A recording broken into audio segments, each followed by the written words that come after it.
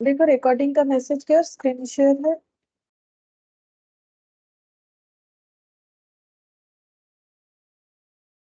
Yes ma'am. ठीक है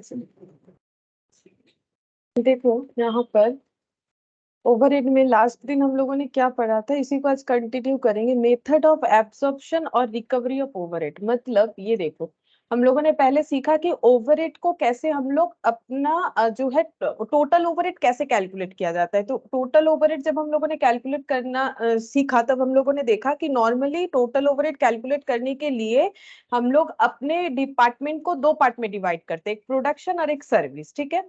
और प्रोडक्शन डिपार्टमेंट जो है वो अपने ऊपर खर्चा एलोकेट या एपोर्शन करता है डिपेंडिंग ऑन द सिचुएशन। अगर डायरेक्ट दिया हुआ है तो एलोकेट हो जाएगा, अगर किसी बेसिस पे हम लोग उसे डिस्ट्रीब्यूट करेंगे तो एपोर्शन हो जाएगा। सिमिलर तरीके से सर्विस डिपार्टमेंट भी अपने ऊपर खर्चा एलोकेट या एपोर्शन करेगा।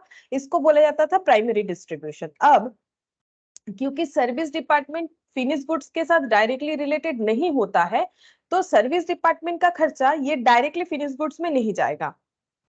मतलब प्रोडक्शन डिपार्टमेंट का इतना खर्चा, सर्विस का इतना, ये फिनिश गुड्स में नहीं आता है। तो क्या करना पड़ता है, सर्विस डिपार्टमेंट को अपना खर्चा प्रोडक्शन में ट्रांसफर करके खाली हो जाना पड़ता है।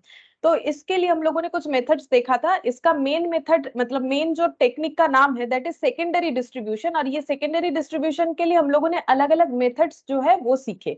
ठीक है। और ये प्राइमरी सेकेंडरी डिस्ट्रीब्यूशन जब कंप्लीट हो गया तो हम लोग को क्या मिल गया, टोटल ओवरहेड मिल गया। ठीक है। मतलब इनडायरेक्ट खर्चे का टोटल मिल गया कोई भी प्रोडक्शन के केस में। ठीक है। अब उसको हम लोग फिनिश गुड्स में कैसे ट्रांसफर करेंगे, तो उसके लिए हमें एक कैरियर चाहिए। ठीक है। मतलब हमें कुछ एक वे चाहिए जिसके थ्रू से हम लोग इसे पास ऑन कर सकते हैं। हमारे पास टोटल ओवरहेड तो मिल गया, अब कोई एक थ्रू चाहिए जिसके बेसिस पे हम लोग वो फिनिश गुड्स में ट्रांसफर कर सकते हैं। मतलब कोई टेक्निक चाहिए। जैसे सेकेंडरी डिस्ट्रीब्यूशन क्या है, एक टेक्निक है सर्विस डिपार्टमेंट के खर्चे को प्रोडक्शन डिपार्टमेंट में ट्रांसफर करने का। ठीक है। Through secondary distribution. वैसे ही टोटल ओवरहेड को एक प्रोसेस के थ्रू से फिनिश गुड्स में ट्रांसफर किया जाएगा, उसको बोला जाता है एब्जॉर्प्शन और रिकवरी ऑफ ओवरहेड। और उसका ही टेक्निक हम लोग देख रहे थे। देखो कितने सारे मेथड्स होते हैं जिसको हम लोग फॉलो करके अपना टोटल ओवरहेड का जो खर्चा है उसे हम लोग फिनिश गुड्स में लगा सकते हैं। एक था output basis, cost of direct material, cost of labour, prime cost, machine our, labour our, जिसमें हम लोगों ने आउटपुट बेसिस के बारे में डिस्कस किया था। ठीक है। आज हम लोग जो है स्टार्ट करेंगे कॉस्ट ऑफ डायरेक्ट मटेरियल से। अच्छा, आउटपुट बेसिस जो है हम लोगों ने किया वहां पे, और ये सारे जो टेक्निक है वो डायरेक्ट कॉस्ट या डायरेक्ट एलिमेंट के ऊपर ही है। क्योंकि हम लोग को पता है कि फिनिश गुड्स में ट्रांसफर कर रहे हैं हम लोग, तो वो एक यूनिट फिनिश गुड्स में आइडेंटिफाइबल होना चाहिए, तो दैट इज डायरेक्ट कॉस्ट। तो ये देखो आउटपुट है तो यूनिट बेसिस पे ही हो रहा है, डायरेक्ट मटेरियल तो डायरेक्ट कॉस्ट बेसिस पे, direct labour direct cost basis पे, प्राइम कॉस्ट मतलब डायरेक्ट हर डायरेक्ट एक्सपेंसेस का total, direct material direct labour और डायरेक्ट एक्सपेंसेस मिला के होता है प्राइम कॉस्ट। ठीक है। और मशीन आवर का भी हम लोग यहाँ पर जो है मतलब जैसे कैलकुलेट करेंगे वो हम लोग के डायरेक्ट कॉस्ट बेसिस पे ही आएगा। ठीक है। मतलब डायरेक्ट कॉस्ट का मतलब है यहाँ पर वन यूनिट फिनिश गुड्स में आइडेंटिफाई करना। ये जस्ट समझाने के लिए मैंने बोला था।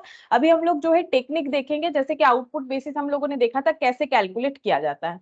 सिमिलरली हम लोग नेक्स्ट वाला प्रोसेस देखेंगे, cost of direct material in percentage. अब डायरेक्ट मटेरियल वाला जो है वो परसेंटेज में कैलकुलेट होता है। ठीक है। देखो हम लोग क्वेश्चन नंबर 2 करते हैं, सॉरी पॉइंट नंबर 2 करते हैं। Direct material cost percentage basis पे एग्जाम्पल से समझते हैं, जैसे लास्ट दिन वाला समझा था। दो डिपार्टमेंट है, प्रोडक्शन 1 और प्रोडक्शन 2। ठीक है। टोटल ओवरहेड हम लोगों को मिल चुका है, तभी ना हम लोग देखो फिनिश गुड्स में एब्सॉर्ब कर रहे हैं। मतलब primary distribution secondary distribution all completed. तो टोटल ओवरहेड जो है वो प्रोडक्शन सेंटर में ही दिखेगा। और सपोज कि वो है 10,000 और 20,000। ठीक है। अब यहाँ पर डायरेक्ट मटेरियल कॉस्ट है, सपोज डायरेक्ट मटेरियल कॉस्ट 20,000, 40,000। अच्छा, अब हम लोग एब्जॉर्ब कैसे करवाना चाहते हैं, direct material cost percentage basis पे, ठीक है। तो पूरे खर्चे में अगर प्रोडक्शन वन डिपार्टमेंट में टोटल खर्चा हुआ है 20,000 और मटेरियल कॉस्ट है 10,000, मटेरियल कॉस्ट है 20,000, तो हम लोग यहाँ पर परसेंटेज ऑफ मटेरियल निकाल सकते हैं। परसेंटेज ऐसे होगा, ये देखो ऐसे करके निकालते हैं, इसके नीचे लिखते हैं, देखो 10,000 टोटल ओवरहेड डिवाइडेड बाई 20,000, यहाँ पर 20,000 डिवाइडेड बाई 40,000 इंटू 100, इंटू 100, यानी कि ये देखो ये 50% आएगा, कैलकुलेट करके देखो, और यहाँ पर भी 50% आएगा, ठीक है। ये कैसे कैलकुलेट होता है, डायरेक्ट मटेरियल कॉस्ट परसेंट कैसे कैलकुलेट होता है हम समझाते हैं, क्यों ये ऊपर गया ये नीचे गया वो भी हम समझाते हैं, डिवाइड ऐसे क्यों होगा। Direct material percentage, direct material cost percentage basis पे हम लोग ओवरहेड को एब्जॉर्ब करना चाहते हैं, और ओवरहेड को एब्जॉर्ब करने का तरीका क्या होगा, total overhead divided bye basis. सोचो मुझे मेरा टोटल ओवरहेड को एब्जॉर्ब करवाना है किसी ना किसी बेसिस पे, तो टोटल ओवरहेड डिवाइडेड बाय क्या होना चाहिए, वो बेसिस होना चाहिए जिस बेसिस पे कर रहे हैं, तो कौन से बेसिस पे कर रहे हैं, डायरेक्ट मटेरियल के कॉस्ट बेसिस पे, ठीक है। और ये टोटल ओवरहेड हम लोग का हमेशा क्या होता है, बजटेड या एस्टिमेटेड होता है, ठीक है। और बजटेड क्यों होता है ये हम लोगों ने एकदम फर्स्ट क्लास में भी डिस्कस किया था, लास्ट दिन भी मैंने बताया एक बार, फिर से देखो बजटेड इसीलिए होता है क्योंकि ओवरहेड ऐसा खर्चा है जिसका हमें पहले से पता नहीं होता। जैसे मैंने एग्जांपल दिया, जैसे मान लो कि कोई जो है फर्नीचर बना के बेचता है, ठीक है, अब उसको मटेरियल का खर्चा पता है, लेबर का खर्चा पता है, लेकिन जहां मशीन है, मतलब मशीन के थ्रू से फर्नीचर वगैरह में डिजाइनिंग वगैरह होता है, उसका जो इलेक्ट्रिसिटी बिल आएगा, मान लो वो 3 मंथ्स में एक बार आता है या फिर 1 मंथ में आएगा, लेकिन अगर मेरा फर्नीचर रेडी हो जाता है, जब तक इलेक्ट्रिक बिल नहीं आएगा, क्या हम अपना फर्नीचर नहीं बेचेंगे। अब बेच तो तभी पाएंगे ना जब मुझे पता चलेगा कि मेरा कॉस्ट कितना है, तो कॉस्ट में तो मुझे इलेक्ट्रिक बिल भी ऐड करना है, तो वो एस्टिमेटेड वे में होता है, इसीलिए ओवरहेड एस्टिमेटेड वे में होता है। तो budgeted overhead divided bye budgeted material cost ऐसे होना चाहिए, ठीक है, इनटू 100। तो ये देखो budgeted overhead divided by material cost into 100, तो 50% आ गया। अब इसको हम लोग क्या लिखेंगे, इसको हम लोग लिखेंगे, इस चीज को रीड कैसे किया जाएगा, ऐसे, if direct material cost is 20,000, हम ये वाला एक्सप्लेनेशन दे रहे हैं, सेम इसके लिए भी होगा, देन ओवरहेड, ओ एच लिख दिया मैंने, overhead cost is 50% of direct material that is 20,000 का 50%, यानी कि 10,000। इसका मतलब क्या हुआ, देखो इसका मतलब ये हुआ, ये जो परसेंटेज 50% है, ये क्या बता रहा है, ये बता रहा है कि हम लोगों का जो डायरेक्ट मटेरियल कॉस्ट है उसका 50% हम लोग का ओवरहेड है, ठीक है। और ये देखो क्या लिखा है, डायरेक्ट मटेरियल कॉस्ट इज 20,000, यहाँ पर जो दिख रहा है, then overhead cost is 50% of direct material cost. जैसे तुम लोग कभी कभी देखना कॉस्ट शीट जब हम लोग बनाते हैं, तो वहां पर ऐसा हमें बोला जाता है कि फैक्ट्री ओवरहेड को 50% ऑफ लेबर कर लो, इस तरीके का बोला जाता है। क्यों बोला जाता है, यानी एक सेकंड रुको, बारिश आ गई, मुझे विंडो लगाना।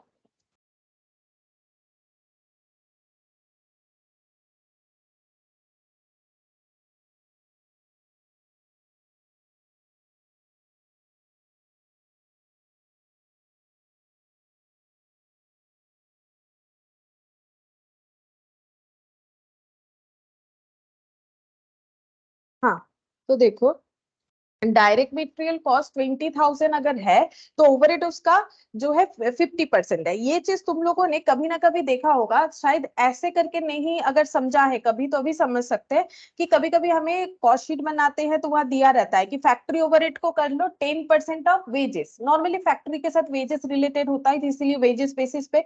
तो ये क्या हो रहा है, ओवरहेड को कैसे रिकवर कर रहे हैं, लेबर कॉस्ट के परसेंटेज बेसिस पे। तो यहाँ पर ओवरहेड को कैसे रिकवर करना है, मतलब ओवरहेड का क्या एजम्पशन है कि जितना डायरेक्ट मटेरियल है उसका 50% हम लोग का ओवरहेड है, इसी बेसिस पे हम लोग उसे फिनिश गुड्स में चार्ज करेंगे।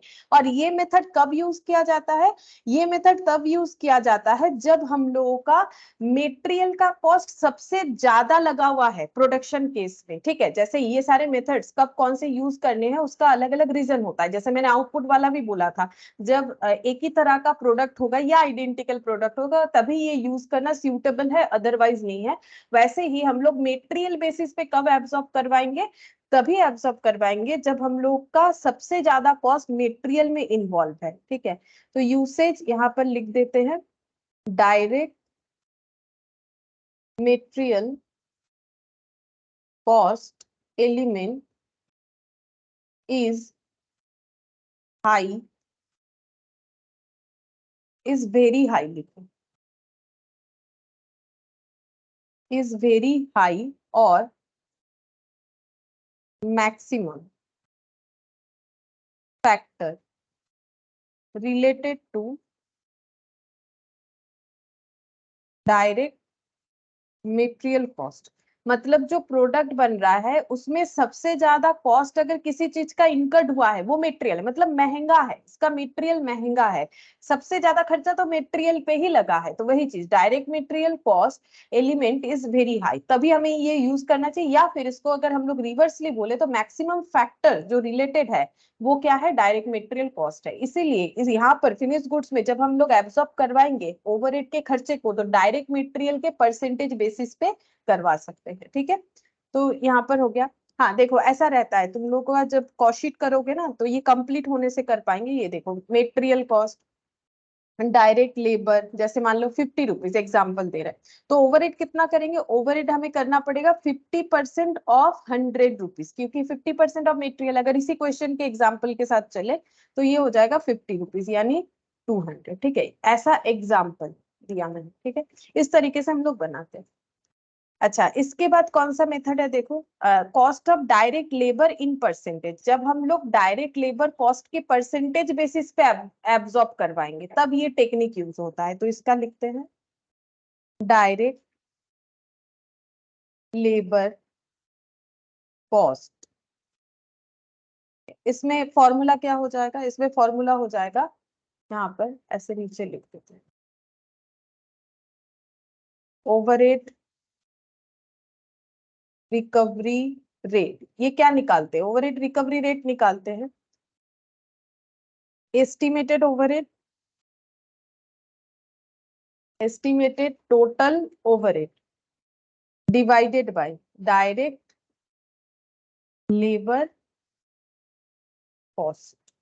ऐसे होगा जैसे मेटेरियल का हो रहा है, तो इसमें भी सेम एग्जांपल हम लोग ले सकते हैं, जैसे कि P1 P2 दो प्रोडक्शन डिपार्टमेंट है, दोनों का टोटल ओवरहेड कितना है, 10,000, 20,000। Direct labour cost 20,000, 40,000।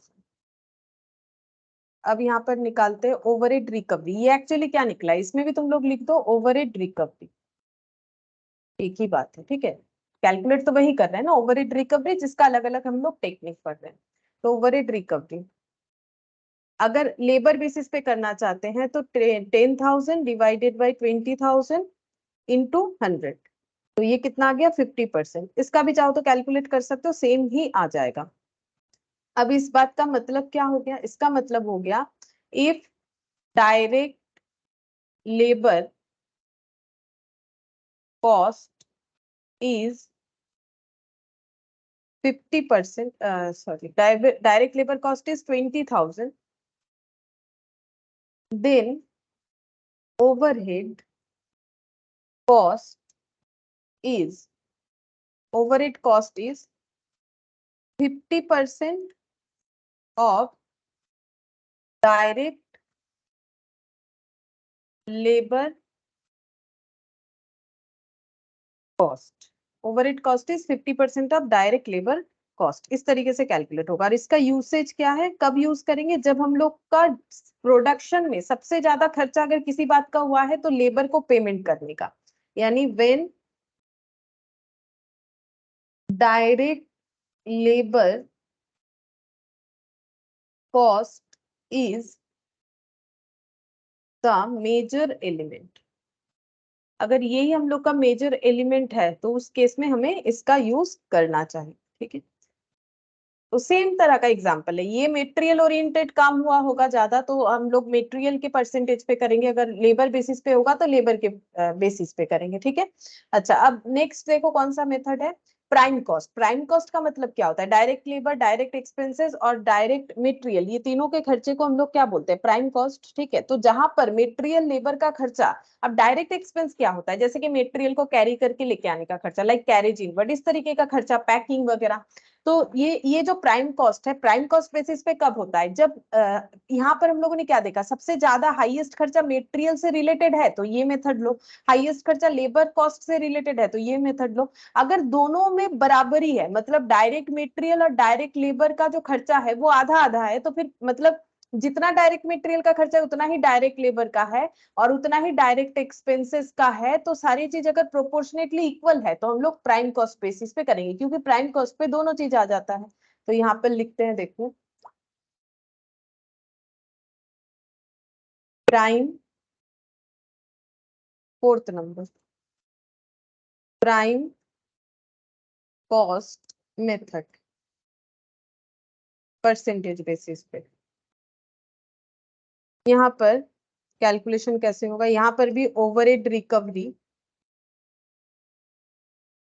Equal to estimated estimated total overhead divided by the basis. Basis क्या है, प्राइम कॉस्ट, तो डिवाइडेड बाय क्या लिखेंगे, प्राइम कॉस्ट इनटू 100। तो यहाँ पर लिख देते हैं यूसेज, यूसेज भी लिख देते हैं, when direct material and labour, direct labour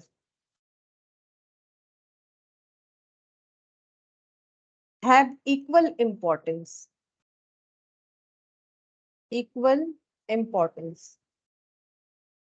अगर हर तरीके के डायरेक्ट खर्चे का इक्वल इंपॉर्टेंस है तब हम लोग prime cost as a percentage basis पे ओवरहेड रिकवरी रेट निकालते हैं। इसका भी एक एग्जांपल से देख लेते हैं, जैसे यहाँ पर हम लोगों ने देखा, ये देखो, इसका भी हम लोग एक एग्जांपल देखते हैं। देखो सपोज कि दो प्रोडक्शन डिपार्टमेंट है, P1 P2, total overhead 10,000, 20,000, prime cost.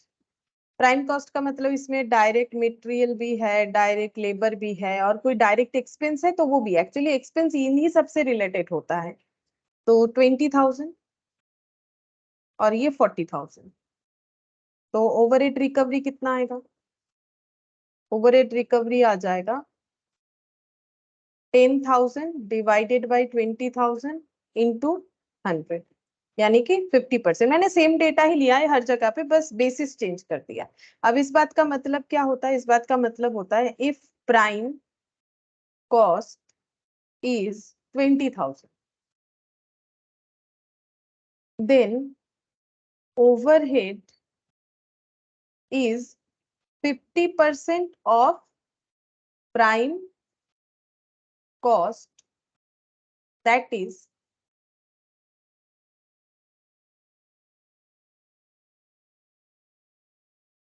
good evening Shankar, good evening ma'am. that is कितना हो जाएगा, देखो प्राइम कॉस्ट 20,000 है तो ओवरहेड कितना होगा इसका 50%, मतलब 10,000। चेक करके देख लो, वही आया, ठीक है। इस चीज को लिख के भी दिखा दिया, इसका मतलब भी बता दिया। अब क्वेश्चन आएगा तो समझ जाओगे कि कैसे करके हमें करना है। तो वैसे इसका डायरेक्टली कोई क्वेश्चन नहीं आता है, हम बताएंगे कैसे करके आता है, थियोरेटिकली याद रखना जरूरी है। तो ये यूसेज हो गया। अच्छा, इसके बाद कौन सा मेथड हो जाएगा, यहाँ पर प्राइम कॉस्ट के बाद देखो ये फोर्थ नंबर लिख लिया हम लोगों ने, फिफ्थ मशीन आवर रेट, उसके बाद लेबर आवर रेट। अच्छा, 5th नंबर पे लिखेंगे machine hour rate.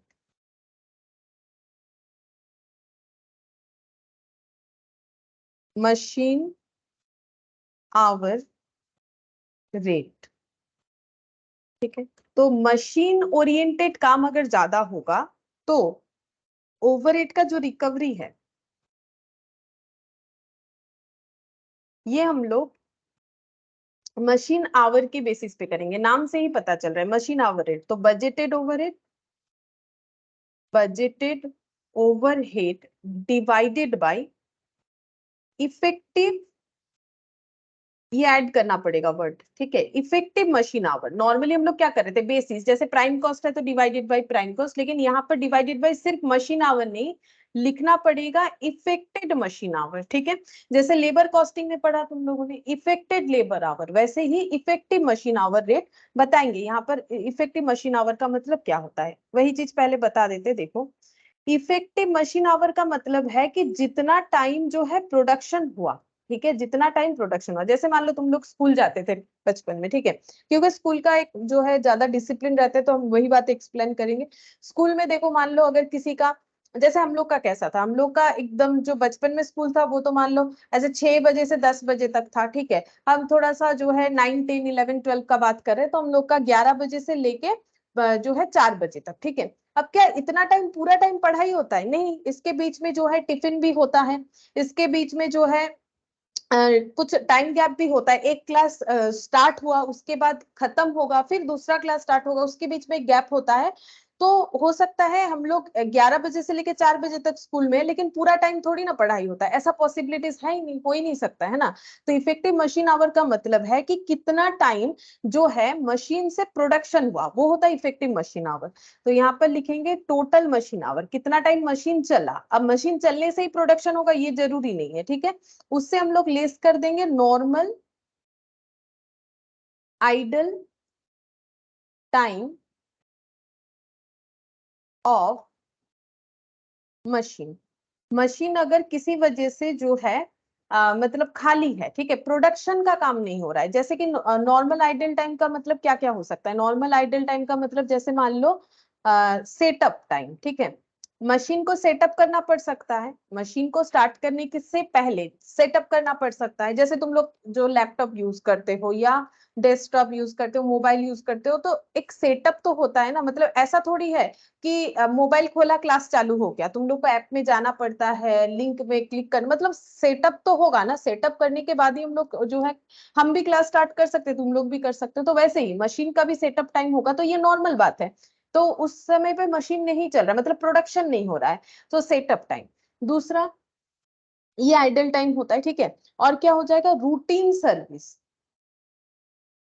Routine service, जैसे सर्विस करवाते हैं ना, गाड़ी वगैरह का सर्विसिंग होता है, वैसे मशीन का भी होता है रूटीन सर्विस, मतलब जो करवाना पड़ेगा मशीन को ठीक रखने के लिए। तो ये सब होता है नॉर्मल आइडल टाइम। ये सब टाइम जो है इन्वॉल्व हो रहा है वो टाइम हम लोग टोटल मशीन आवर से लेस कर देंगे, ठीक है। और मशीन इफेक्टिव मशीन आवर का मतलब क्या है वो भी लिख लो, नंबर ऑफ आवर्स मशीन, या फिर आवर्स लिखो, नंबर ऑफ आवर्स नहीं लिखो, आवर्स मशीन वर्क,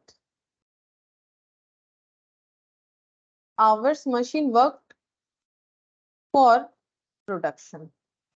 ये होता है इफेक्टिव मशीन आवर, जब जितने टाइम मशीन चल रहा है प्रोडक्शन करने के लिए, ठीक है। इसके अलावा अगर मशीन को हम लोग सेटअप करने के लिए चला रहे हैं या रूटीन सर्विस चेकअप चल रहा है उसमें मशीन चल रहा है, तो वो हम लोगों का काउंट नहीं होगा इफेक्टिव मशीन आवर में, तो वो हम लोग लिस्ट कर देंगे, ठीक है। अच्छा, अब ये मेथड कब यूज होता है, जैसे देखो मैंने तुम लोग को यहाँ पर बताया, जैसे ये मेथड कब यूज करते हैं, प्राइम कॉस्ट, जब हम लोगों का डायरेक्ट मटेरियल डायरेक्ट लेबर जो है इक्वल इंपॉर्टेंस है, जब लेबर का कॉस्ट ज्यादा इंपॉर्टेंस है, जब मटेरियल का कॉस्ट ज्यादा इंपॉर्टेंस है तो मटेरियल लेबर का होता है तो लेबर।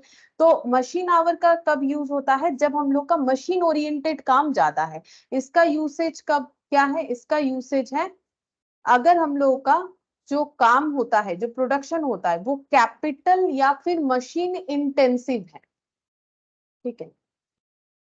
कैपिटल या फिर कैपिटल मतलब कैपिटल एक्सपेंडिचर है ना, मशीन खरीदना है तो एक कैपिटल खर्चा है। अगर हम लोग का मैक्सिमम जो अमाउंट है वो मशीन में इंक्लूडेड है, तो हम लोग ओवरहेड का रिकवरी जो है मशीन के थ्रू से करेंगे, ठीक है। तो इसीलिए मशीन आवर के थ्रू से करेंगे। तो कैपिटल या फिर मशीन इंटेंसिव अगर काम होता है हम लोगों का, तो ओवरहेड का रिकवरी के लिए हमें ये वाले मेथड को चूज करना चाहिए, मशीन आवर। और लास्ट पॉइंट देखो, 6th number, labour hour rate.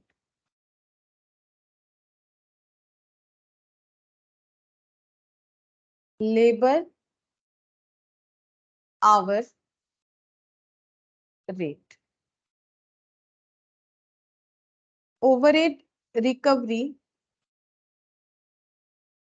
Equal to, अच्छा इसका मैंने फॉर्मूला क्यों नहीं बताया, इसको हम लोग सेपरेट, ये फॉर्मूला बताया है लेकिन इसमें हम लोग कुछ, मैंने एग्जांपल वगैरह लिया नहीं है, जरूरत भी नहीं है, इसको हम लोग सेपरेटली करेंगे भी, ठीक है। मशीन आवर रेट पे हमें सेपरेटली क्वेश्चन पूछता है, तो ये वाला हम लोग अलग से क्वेश्चन करेंगे, बाकी सब कुछ सेपरेटली हमें नहीं पूछता है, ठीक है। ओवरहेड रिकवरी रेट, इसमें लिखेंगे बजटेड ओवरहेड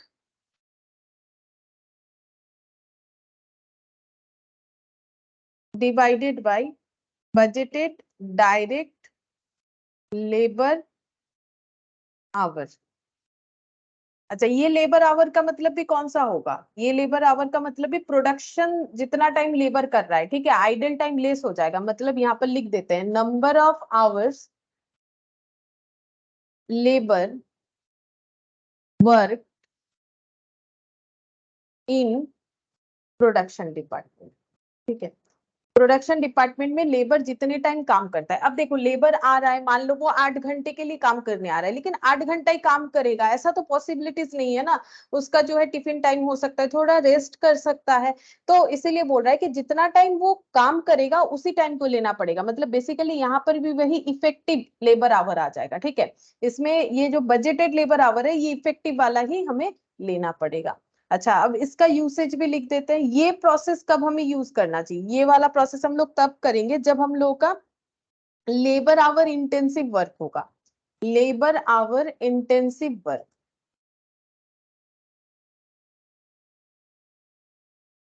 तो और एक बार भी तो मैंने लिखवाया, लेकिन वो लेबर कॉस्ट था, मतलब हम लोगों को जो लेबर का पेमेंट है वो सबसे ज्यादा इंपॉर्टेंट है, मतलब सबसे ज्यादा खर्चा प्रोडक्शन करने में लेबर को पेमेंट करने में आया, और ये जो है सबसे ज्यादा टाइम अगर किसी चीज में लगा तो वो लेबर को लगा, ठीक है। सबसे ज्यादा अगर हार्डवर्क किसी का है इसमें इंक्लूडेड, तो लेबर, मतलब लेबर का आवर बहुत वाइटल है, मतलब लेबर ओरिएंटेड काम है, अगर लेबर नहीं आएगा तो काम नहीं होगा। जैसे मशीन ओरिएंटेड काम है, मशीन के थ्रू से प्रोडक्शन होता है, तो मशीन खराब हो गया तो काम नहीं होगा, इसको बोलते हैं मशीन इंटेंसिव वर्क, या फिर सबसे ज्यादा कैपिटल इन्वेस्टमेंट कहाँ हुआ है। तो यहाँ पर भी देखो लेबर ओरिएंटेड काम, मतलब लेबर का बिताया गया टाइम फिनिश गुड्स को बनाने के लिए सबसे ज्यादा वाइटल है, ठीक है। तो इसीलिए लेबर आवर इंटेंसिव वर्क अगर होता है तो हम लोग लेबर आवर रेट के बेसिस पे कैलकुलेट करेंगे, मतलब लेबर आवर रेट के बेसिस पे क्या कैलकुलेट करेंगे, ओवरहेड रिकवरी रेट, जिसके थ्रू से हम लोग टोटल ओवरहेड को फिनिश गुड्स में एब्सॉर्ब करवा पाएंगे, ठीक है। अच्छा, अब क्वेश्चन देखते हैं, क्या क्वेश्चन हमें मिलता है इससे रिलेटेड।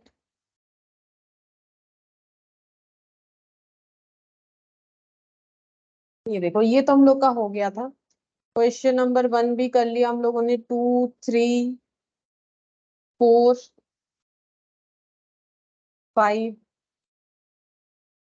6 भी हो गया है, नहीं ये नहीं हुआ, 6th नंबर, ठीक है। अच्छा, अभी तो मैंने टेक्निक सिखाया, लेकिन मेरे पास एक क्वेश्चन आ गया है मशीन का क्वेश्चन। ये देखो इलास्ट्रेशन 6, 5 तक हम लोग का कंप्लीटेड था, ये देखो इलास्ट्रेशन के यहाँ पर अगर हम लोग देखें तो 5 तक हम लोगों ने लास्ट किया था। अच्छा, अब यहाँ पर एक क्वेश्चन आ रहा है मशीन का, जो है मशीन रिलेटेड क्वेश्चन, जो मैंने अभी अभी तुम लोग को बोला ना कि हम लोगों को अलग से मशीन के बारे में क्वेश्चन दे सकता है, मशीन आवर रेट को यूज करके कैसे हम लोग ओवरहेड रिकवरी रेट निकालेंगे, इसके बारे में हमें क्वेश्चन दे सकता है। तो इसका कैलकुलेशन कैसे करेंगे, तो इसके लिए सबसे पहले हम लोग मशीन आवर रेट कैसे निकाला जाता है वो चेक करेंगे। ये देखो, मतलब वो तो देखा ही है, मतलब इसके बारे में हम लोग डिटेल्स पढ़ेंगे। अच्छा, इसको अलग से पढ़ने का क्या जरूरत है, देखो कैसा क्वेश्चन रहेगा कि इसे हमें अलग से पढ़ना चाहिए। मशीन आवर रेट, ठीक है, पहला बात है ये कब यूज होता है, जब हम लोगों का कैपिटल इंटेंसिव काम होता है, ये मैंने तुम लोग को पहले भी लिखवा दिया, ठीक है, और दोबारा नहीं लिखवा रहे। Majority of overhead related to machine cost, ठीक है। ये कब यूज होता है? जब majority of overhead related to machine होता है, ठीक है। मशीन से रिलेटेड अगर ज्यादा ओवरहेड जो है वो मशीन से रिलेटेड है तो मशीन आवर रेट यूज करेंगे। अच्छा, अब तक क्या हो रहा था? अब तक ऐसा हो रहा था कि मान लो एक फैक्ट्री है जहां पर दो प्रोडक्शन डिपार्टमेंट है, प्रोडक्शन डिपार्टमेंट 1 और प्रोडक्शन डिपार्टमेंट 2, ठीक है। हम लोग को दे दिया जा रहा था इसका टोटल ओवरहेड, जैसे कि 10,000, 20,000, ठीक है। और हम लोग क्या कर रहे थे? हम लोग यहां से निकाल ले रहे थे मशीन आवर रेट। कैसे निकाल लेते हैं मशीन आवर रेट? यहाँ पर लिखेंगे टोटल ओवरहेड, ठीक है, एस्टिमेटेड टोटल ओवरहेड, ऐसे लिख लेते हैं, बाद में नहीं तो नहीं समझ में आएगा। Estimated total overhead divided by machine hour, ठीक है। तो इस फैक्ट्री में जो एस्टिमेटेड टोटल ओवरहेड है प्रोडक्शन डिपार्टमेंट का हम लोगों ने देख लिया। सबसे पहले हमें कैसे दिया जा रहा था? हम लोगों को टोटल ओवरहेड मिल जाएगा, फिर हम लोग उसको मशीन आवर से डिवाइड कर देंगे हर एक प्रोडक्शन डिपार्टमेंट में। मान लो ये टोटल ओवरहेड है और मशीन आवर यहाँ पर कुछ दे दिया, सपोज कि ऐसे मशीन आवर यहाँ पर दे दिया कुछ ऐसे, जैसे कि मान लो 2,000 आवर्स, ठीक है, और ये दे दिया 5,000 आवर्स, तो हम लोग आंसर निकाल लेंगे। लेकिन अगर इसके बदले, ये तो आसान है, निकल जाएगा, जैसे इसका अगर कैलकुलेट करेंगे तो 10,000 डिवाइडेड बाई 2,000, तो ये हो जाएगा, ये रुपीज में है, ये आवर में है, तो आंसर आ जाएगा ₹5 पर आवर, ठीक है।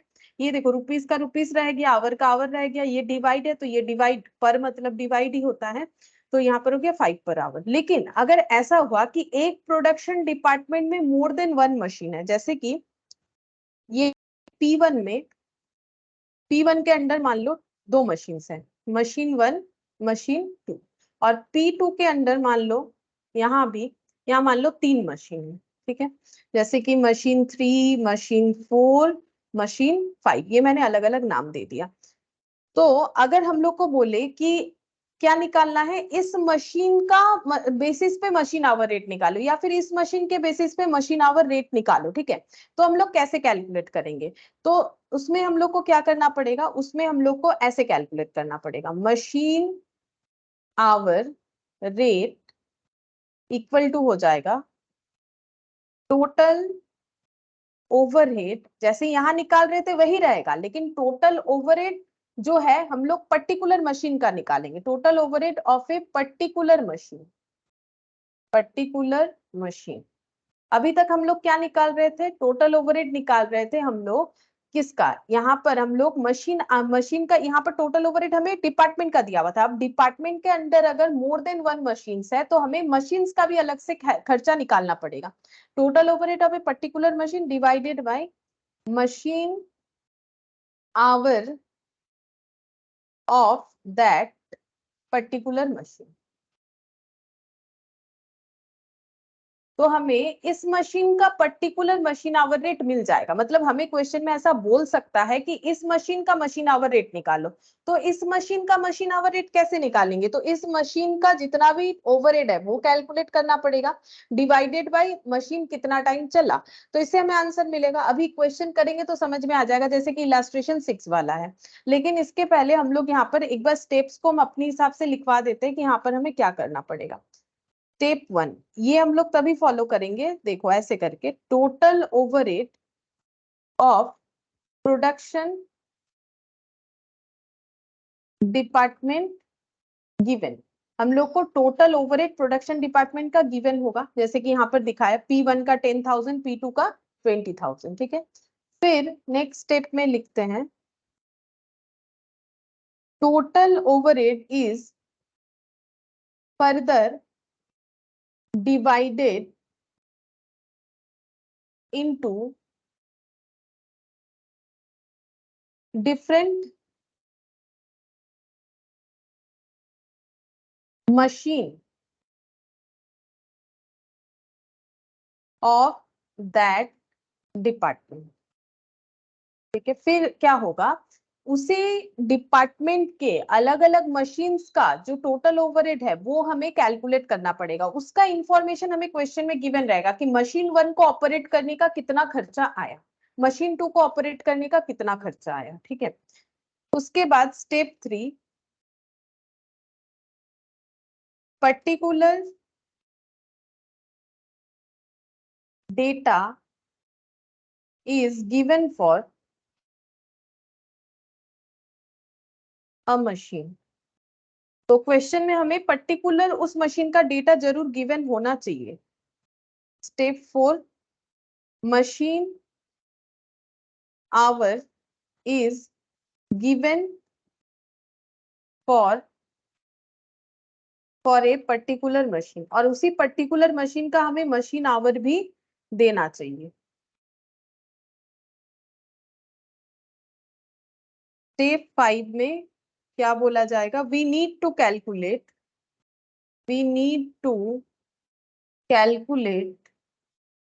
Overhead for a particular machine. ठीक है, ये मैंने हिंट्स दिया कि क्वेश्चन कैसा रहता है। ठीक है, क्वेश्चन में क्या रहता है, हमें टोटल ओवरहेड दे दिया जाएगा प्रोडक्शन डिपार्टमेंट का, फिर हमें एक पर्टिकुलर मशीन का और ये भी बता दिया जाएगा कि पर्टिकुलर कितने सारे मशीन है इस प्रोडक्शन डिपार्टमेंट के अंडर और हर एक का खर्चा कितना है। ठीक है, और अगर खर्चा नहीं देगा तो हमें डेटा दे देगा जिससे हम लोग खर्चा निकाल लेंगे कि मशीन 1 का क्या है ओवरहेड का खर्चा, मशीन 2 का क्या है, फिर मशीन आवर दे दिया जाएगा। हम लोग फिर क्या करेंगे, उसको यूज करके मतलब टोटल ओवरहेड और ये देखो टोटल मशीन आवर जब मिल जाएगा, इन दोनों को यूज करके हम लोग निकाल सकते हैं किसी भी पर्टिकुलर मशीन का मशीन आवर रेट। ठीक है, अभी हम लोग मशीन का मशीन आवर रेट निकाल सकते हैं। अच्छा, अब जब हम लोग इसको कैलकुलेट करेंगे तो हम लोग को क्या ध्यान रखना पड़ेगा, देखो हम लोग इसको दो पार्ट में डिवाइड करेंगे सारे खर्चे को, देखो ऐसे करके various overhead given for a particular machine. Particular machine का अलग अलग ओवरहेड हमें दिया हुआ रहेगा, हम लोग को उसको दो पार्ट में डिवाइड करना पड़ेगा खर्चे को, डायरेक्ट और इनडायरेक्ट। ठीक है, डायरेक्ट और इनडायरेक्ट में हम लोगों को खर्चे को डिवाइड करना पड़ेगा। डायरेक्ट खर्चे का एग्जांपल देते हैं, डायरेक्ट खर्चे का एग्जांपल है जैसे कि डिप्रिशिएशन, इंश्योरेंस।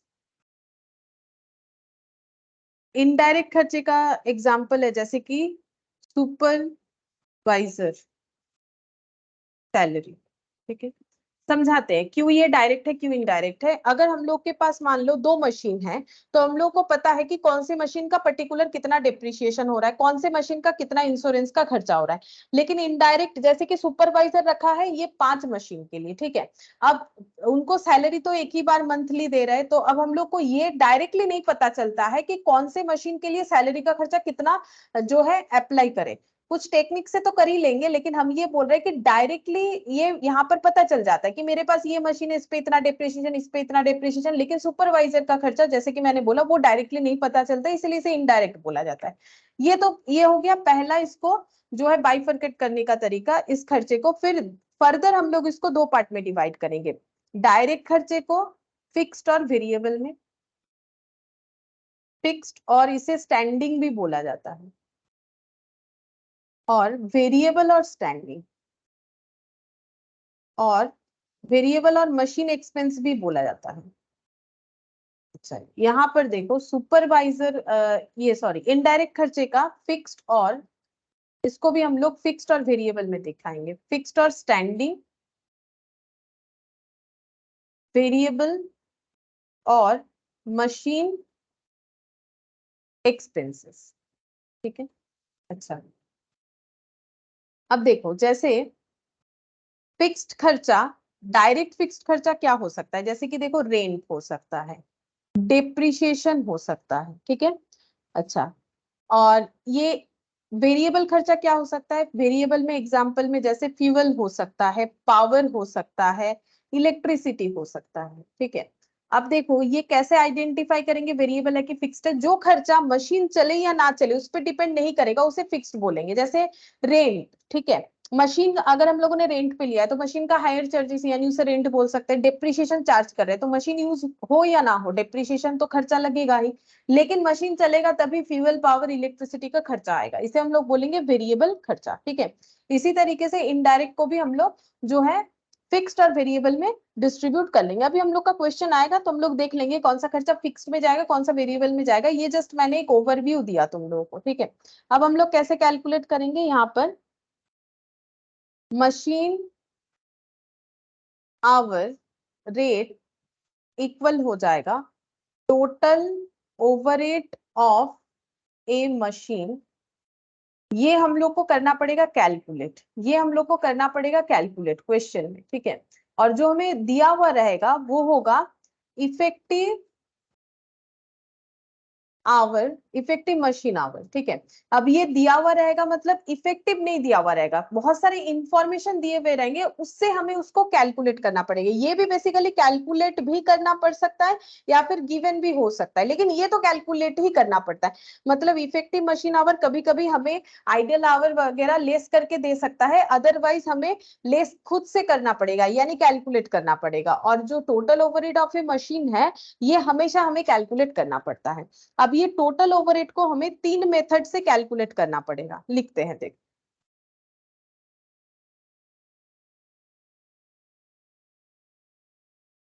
तीन मेथड है, डायरेक्ट, सिंपल, कंप्रीहेंसिव। क्वेश्चन में बता देगा कि डायरेक्ट ओवरहेड कैलकुलेट करना है, direct machine hour rate calculate करना है, सिंपल मशीन आवर रेट या फिर कंप्रीहेंसिव,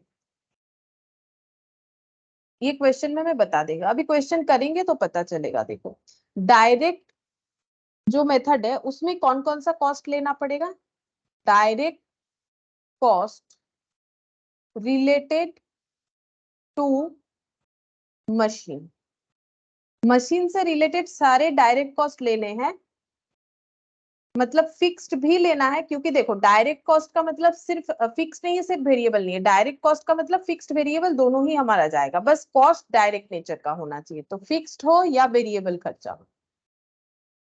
यहाँ पर इग्नोर क्या करना है, यहाँ पर इग्नोर कर देना है अगर किसी तरह का इनडायरेक्ट खर्चा है तो उसे, इनडायरेक्ट खर्चे को। ठीक है, इनडायरेक्ट कॉस्ट को इग्नोर कर। अच्छा, यहाँ पर कॉस्ट का मतलब है जो पैसा इनकट हो रहा है, कॉस्ट का मतलब यहाँ पर लेकिन जो है ओवरहेड ही बताया जा रहा है। यहाँ पर कॉस्ट का मतलब हम डायरेक्ट कॉस्ट मतलब वो नहीं बोल रहे जो तुम लोग समझते हो कि direct cost 1 unit finish goods में, ये एक्चुअली डायरेक्ट ओवरहेड, ओवरहेड को ही मैंने यहाँ लिखा है कॉस्ट मतलब खर्चा। ठीक है, तो यहाँ पर जो है डायरेक्ट ओवरहेड और इनडायरेक्ट ओवरहेड का ही बात हो रहा है, इसलिए मैंने वहां पर ना डायरेक्ट इनडायरेक्ट लिखा था, लिखा नहीं था कॉस्ट। अभी यहाँ लिखते हुए मैंने लिख दिया डायरेक्ट जो भी खर्चा है, मतलब कैसा खर्चा, ओवरहेड का खर्चा, मतलब ये ओवरहेड का ही बात हो रहा है रिलेटेड टू मशीन, चाहे वो फिक्स नेचर का हो चाहे वेरिएबल। अगर इनडायरेक्ट कुछ है तो वो हमें इग्नोर कर लेना है, कौन से मेथड में, डायरेक्ट वाले मेथड में। और इस मेथड से जो कैलकुलेट होके आएगा मशीन आवर रेट, उसका नाम है डायरेक्ट मशीन आवर रेट। ठीक है, अगर क्वेश्चन में हमें बोलेगा डायरेक्ट मशीन आवर रेट निकालो तो ये फॉलो करना पड़ेगा।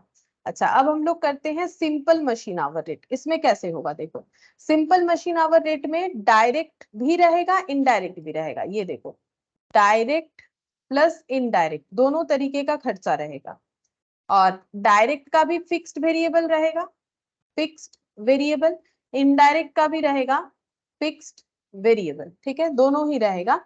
और इससे जो रेट कैलकुलेट होके आएगा उसका नाम है simple machine hour rate, simple machine hour rate. अगर क्वेश्चन में बोलेगा सिंपल मशीन आवर रेट निकालो तो हम लोग डायरेक्ट और इनडायरेक्ट दोनों खर्चे लेंगे, और दोनों टाइप का फिक्स्ड और वेरिएबल लेना पड़ेगा, फिक्स्ड और ये लिखा है मैंने वेरिएबल।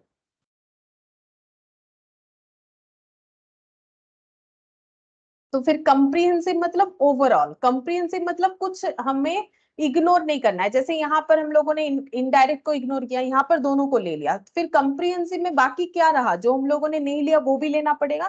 कंप्रीहेंसिव में देखो क्या क्या आएगा, डायरेक्ट, इनडायरेक्ट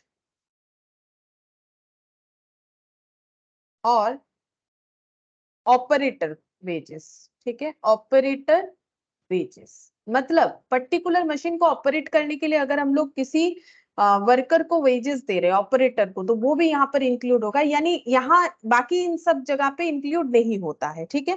तो डायरेक्ट का यहाँ भी आ जाएगा फिक्स्ड और वेरिएबल, फिक्स्ड और वेरिएबल, इनडायरेक्ट का भी आ जाएगा फिक्स्ड और वेरिएबल। इसका तो फिक्स्ड वेरिएबल का कोई बात नहीं है, ये वेजेस है, वैसे वेजेस हम लोग का जो है फिक्स्ड माना जाता है, ऑपरेटर को रख रहे हैं तो उसको वेजेस भले ही बोल रहे हैं लेकिन उनको तो एक पर्टिकुलर अमाउंट हमें देना पड़ता होगा, ठीक है। तो ये हम लोग का नॉर्मली फिक्स्ड नेचर का ही हो गया, लेकिन वो तो हम लोग यहाँ पर लिख रहे हैं, यहाँ लिखने का जरूरत नहीं, ऑपरेटर वेजेस। अब ये सब मिला के जो हम लोग का रेट निकल के आता है, जैसे ये सिंपल मशीन आवर रेट, इसको बोला जाता है comprehensive, comprehensive machine hour rate,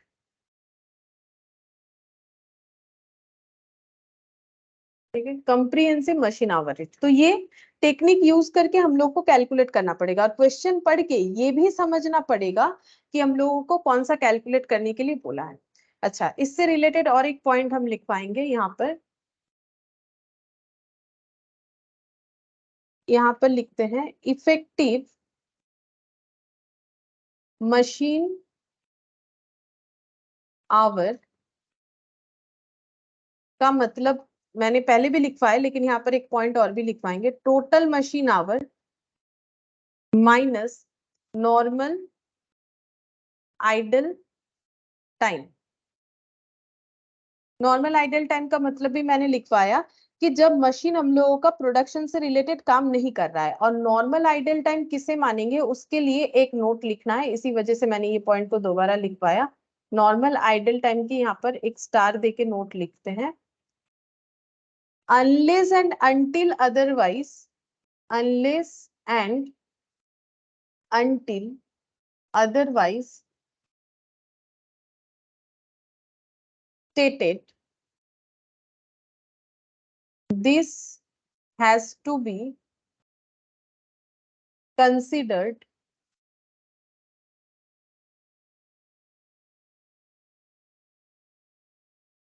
as unproductive time,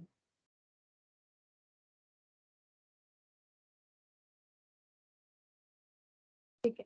normal idle time के लिए क्या है कि जब तक हमें इसके बारे में स्पेसिफिकली ऐसा ना बोलते कि नॉर्मल आइडल टाइम पे भी प्रोडक्शन हुआ था, अगर ऐसा बोल दे तो ही मानेंगे, नहीं तो हमेशा यही मानेंगे कि ये एक अनप्रोडक्टिव टाइम है, ठीक है, यही मान के चलना है। अच्छा, अब डेप्रिसिएशन के बारे में एक पॉइंट बता देते हैं यहाँ पर, छोटा सा पॉइंट, डेप्रिसिएशन को हमें फिक्स्ड लेना है कि वेरिएबल। देखो एक चीज बता देते, जब भी हम लोग मशीन का क्वेश्चन करेंगे तो हमें खर्चे को डायरेक्ट इनडायरेक्ट में डिस्ट्रीब्यूट करना नहीं पड़ेगा, सीधा फिक्स्ड और वेरिएबल में डिस्ट्रीब्यूट करेंगे तो ही चलेगा। ये तो मैंने कंसेप्ट समझाने के लिए कर दिया, फिक्स्ड और वेरिएबल में डिस्ट्रीब्यूट करने से ही होगा। फिक्स्ड खर्चा मतलब वो खर्चा जो मशीन चले या ना चले होगा, वेरिएबल खर्चे का मतलब वो खर्चा जो मशीन चलने पे ही होगा, इसलिए इसका दूसरा नाम मशीन एक्सपेंसेस भी है, ठीक है। अब डिप्रिसिएशन को लेके थोड़ा बहुत कंफ्यूजन रहता है कि डिप्रिसिएशन फिक्स्ड होना चाहिए कि वेरिएबल होना चाहिए। वैसे तो देखो डिप्रिसिएशन फिक्स्ड ही होना चाहिए, क्योंकि मशीन चले या ना चले हम लोग डिप्रिसिएशन जो है यूज करते हैं, लेकिन कभी कभी इसको वेरिएबल भी बहुत से जगह पे कंसिडर कर लिया जाता है क्वेश्चन के आंसर करने में, और वो किस रीजन से होता है वो हम बता रहे हैं। देखो फिक्स्ड कब होगा, जब हम लोग कोई पर्टिकुलर मेथड यूज करेंगे, जैसे कि स्ट्रेट लाइन मेथड, तुम लोग कभी अकाउंट्स में अगर पढ़े हो तो WDV मेथड, ठीक है, रिटर्न डाउन वैल्यू मेथड, ठीक है, ये सब, या फिर मान लो क्वेश्चन में हमें परसेंटेज के बेसिस पे दे दिया है नॉर्मली, तब हम लोग को इसे फिक्स्ड मानना चाहिए। वेरिएबल कब मानना चाहिए, जब हमें क्वेश्चन में डिप्रिसिएशन यूसेज बेसिस पे बता दिया है तो हमें वेरिएबल मानना चाहिए, ये लॉजिक है, ठीक है। लॉजिक क्यों है, देखो स्ट्रेट लाइन मेथड में फिक्स्ड होता है वैल्यू, तो ये तो फिक्स्ड होगा ही होगा। WDV में क्यों फिक्स्ड है, ये इसलिए है क्योंकि वैल्यू चेंज होगा, WDV में वैल्यू चेंज होगा, लेकिन यहाँ पर फिक्स्ड का मतलब क्या है, फिक्स्ड का मतलब यहाँ पर ये है कि मशीन के यूज के ऊपर डिपेंड नहीं कर रहा है, लेकिन डिप्रिसिएशन अगर मशीन के यूज के ऊपर डिपेंड कर रहा है और उस बेसिस पे दिया हुआ है, ठीक है। जैसे मान लो मशीन का लाइफ दिया हुआ है, ऐसा नहीं है कि मतलब यूसेज बेसिस पे कि हम लोग जितना यूज करेंगे मशीन का लाइफ उस हिसाब से डिप्रिशिएट होगा।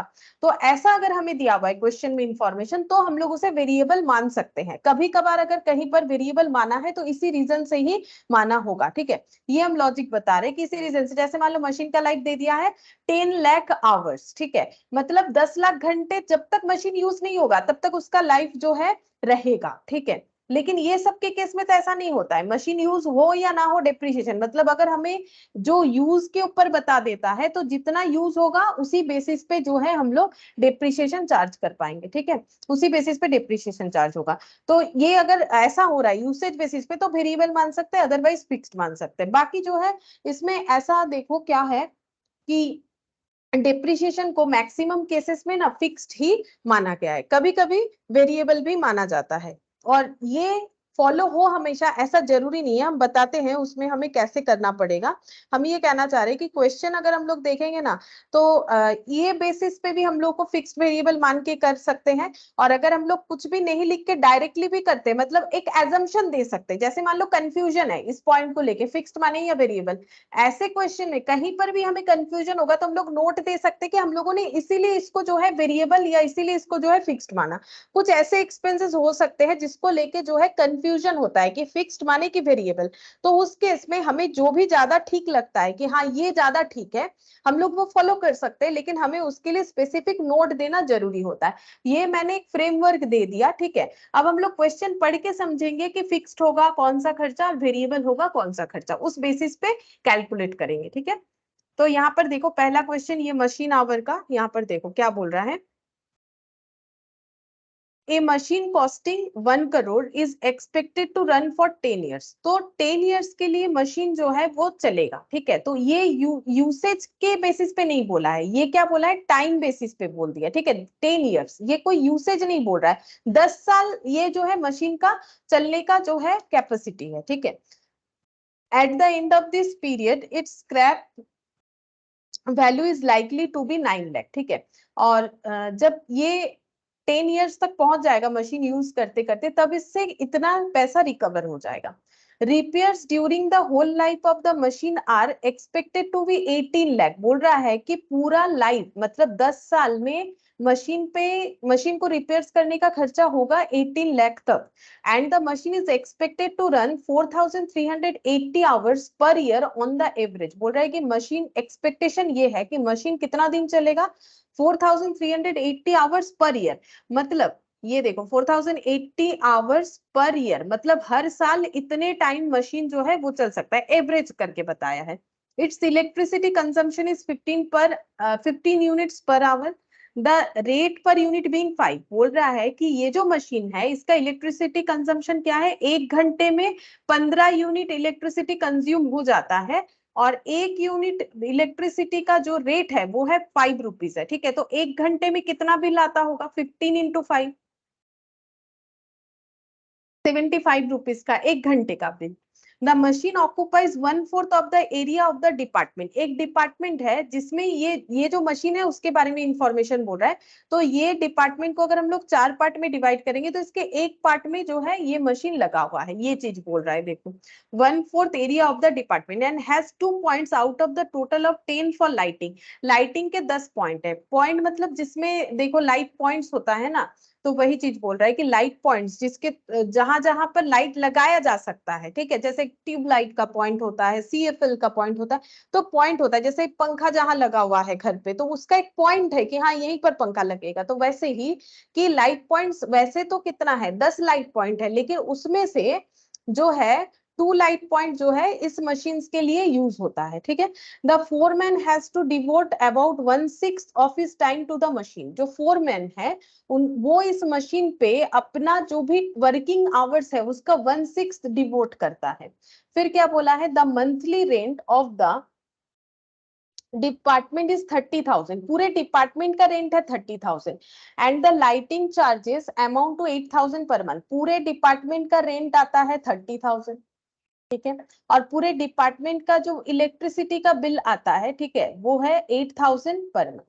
ठीक है, the 4 man is paid monthly salary 19,200। तो जो 4 मैन है उनको सैलरी दिया जाता है 19,200। तो ये तो सभी टास्क के लिए दिया जाता है, सिर्फ इस मशीन के लिए नहीं दिया जाता है, क्योंकि 4 man only not for machine.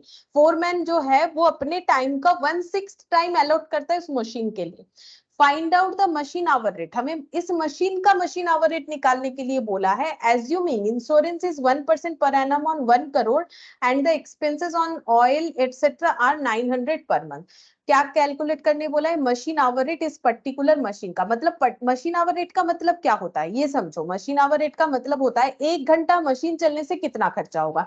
तो उसके लिए तो ये पता करना पड़ेगा कि मशीन कितना टाइम चल रहा है 1 घंटे में, और 1 घंटे में कितना खर्चा हो रहा है। तो नॉर्मली देखो हम लोगों ने अभी तक जो भी डेटा पढ़ा तो उसमें खर्चे हमें दिए हुए हैं। खर्चे मंथली बेसिस पे कुछ दिए हुए हैं, कुछ ईयरली बेसिस पे दिए हुए हैं।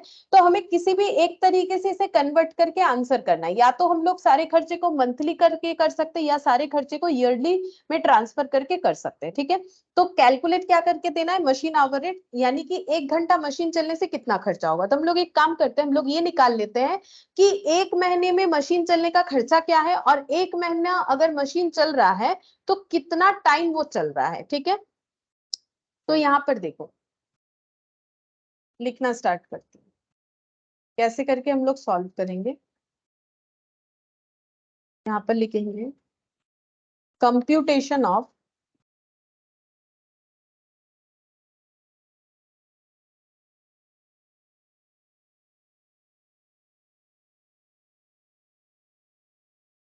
Computation of machine hour rate.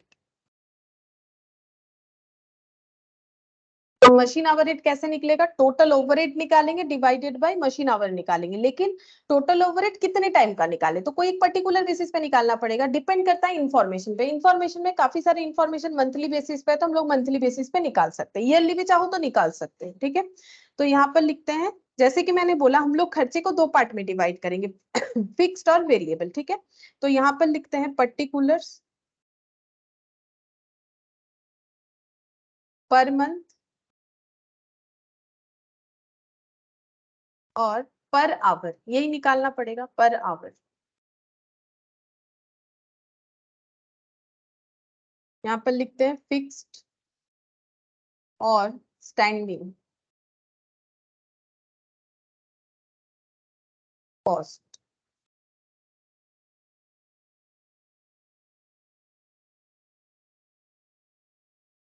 अच्छा, सबसे पहले इंफॉर्मेशन दिया था कि मशीन का कॉस्ट जो था वो था 1 करोड़, और मशीन चल रहा है 10 साल, 10 साल चलेगा, और एंड में उसका स्क्रैप हो जाएगा 9 लाख। तो ये information actually straight line method से रिलेटेड इंफॉर्मेशन। अगर हमें मशीन का डेप्रिसिएशन निकालना हो, क्योंकि हम लोग को खर्चा दिखाना है तो खर्चे में डेप्रिसिएशन आएगा, क्योंकि मशीन का दाम तो खर्चे में नहीं दिखा सकते। ऐसा थोड़ी है कि 1 करोड़ का जो मशीन खरीदा उसका कॉस्ट ही हम लोग दिखा देंगे वही मेरा खर्चा है, नहीं, ये तो फिक्स्ड खर्चा है, इसका डेप्रिसिएशन दिखाना पड़ेगा। डिप्रिशिएशन कैसे निकालेंगे? डिपेंड करता है इंफॉर्मेशन पे। तो इंफॉर्मेशन जो है वो हमें कैसे निकालने के लिए हेल्प करेगा, ये देखो डिप्रिशिएशन पर एनम। तो हम लोग को पता होना चाहिए क्या क्या मेथड होता है। तो उसमें एसएलएम मेथड में होता है कि हमें कॉस्ट दे देता है, स्क्रैप दे देता है, ईयर्स दे देता है, यूजफुल लाइफ, तो उससे हम लोग निकाल पाते हैं। तो इंफॉर्मेशन जो है वो स्ट्रेट लाइन मेथड को इंडिकेट कर रहा है। तो डिप्रिशिएशन कितना होगा? 1 करोड़ -9 लाख। ये क्या होता है? ये स्क्रैप होता है। ठीक है, मतलब ये कॉस्ट है, ये स्क्रैप है। ये क्वेश्चन में दे दिया है कॉस्ट से स्क्रैप लेस करने से क्या मिलेगा, कि अगर हम मशीन को 10 साल बाद भी बेचते हैं तो मुझे कम से कम 9 लाख मिलेगा। तो बाकी अमाउंट क्यों नहीं मिल रहा है? क्योंकि बाकी अमाउंट का मैंने मशीन को यूज कर लिया है, वो होता है मेरा डिप्रिसिएशन। तो ये मुझे पर ईयर का निकालना है। तो ये कितने दिन का हिसाब है? ये तो 10 साल का है, कि 1 करोड़ का मशीन 9 लाख मतलब 10th ईयर के एंड में मुझे वैल्यू देगा। तो ये 10 साल का है, डिवाइडेड बाई 10 करेंगे तो हर साल का निकल जाएगा। ठीक है, जितना आएगा फिर उस अमाउंट को मुझे डिवाइडेड बाई 12 करना पड़ेगा। क्यों? क्योंकि मैंने जो वहां पर इंफॉर्मेशन लिया है वो मैंने मंथ के हिसाब से लिया है, तो मुझे फिर डिवाइडेड बाई 12 भी करना पड़ेगा। ठीक है, तो हम यहाँ पर कैलकुलेट करके दिखा रहे हैं, और क्योंकि ये एसएलएम मेथड में जा रहा है तो हम इसको फिक्स्ड में ले रहे हैं। तो यहाँ पर लिखते हैं डेप्रिशिएशन। डेप्रिशिएशन कैसे कैलकुलेट होगा? ऐसे कैलकुलेट हो जाएगा, 1 crore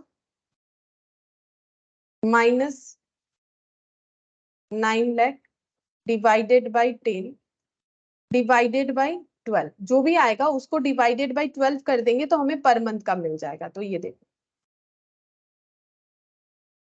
minus 9 lakh divided by 10, 9,10,000 for 1 year divided by 12 करेंगे तो हमें मंथ का पता चल जाएगा 75833। ठीक है, लिख लेते हैं यहाँ पर 75833 हो गया। ठीक है, इस तरीके से लिखना होगा। अच्छा नेक्स्ट देखो, फिर क्या बोल रहा है, रिपेयर्स। रिपेयर्स जो है ये बता दिया है कि during the whole life of the machine are expected to be 18 lakh.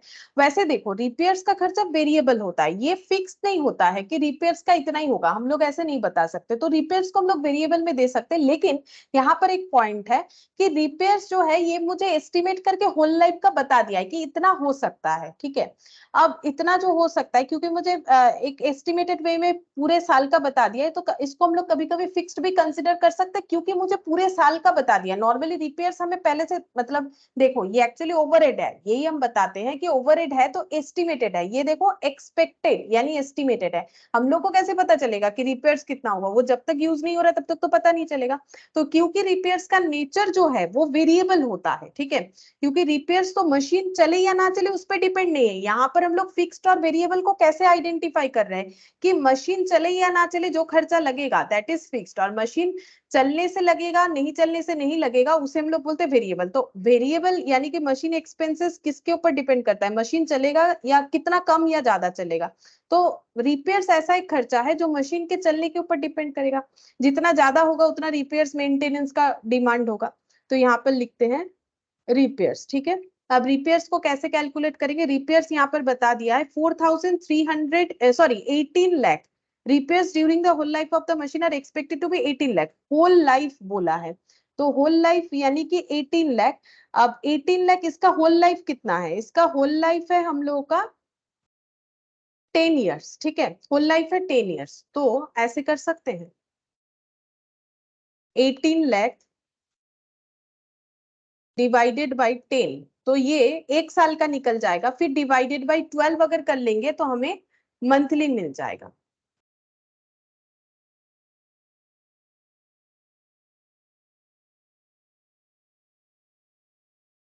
$15,000 आ रहा है। ठीक है, पर मंथ का आ जा रहा है 15,000। ठीक है, रिपेयर्स का मैंने लिख दिया 15,000। अच्छा, अब रिपेयर्स के बाद देखते हैं यहाँ पर रिपेयर्स बता दिया the electricity consumption is 15 units per our. अब इलेक्ट्रिसिटी भी तो मशीन चलेगा नहीं चलेगा उसके ऊपर डिपेंड करेगा, तो इलेक्ट्रिसिटी कंजम्पशन भी हम लोगों का वेरिएबल हो जाएगा। तो यहाँ पर लिखते हैं इलेक्ट्रिसिटी कितना होगा। अब देखो हम लोग को कैलकुलेट कैसे करना है मंथली, लेकिन आखिर में जाके तो आवरली ही कैलकुलेट करना है।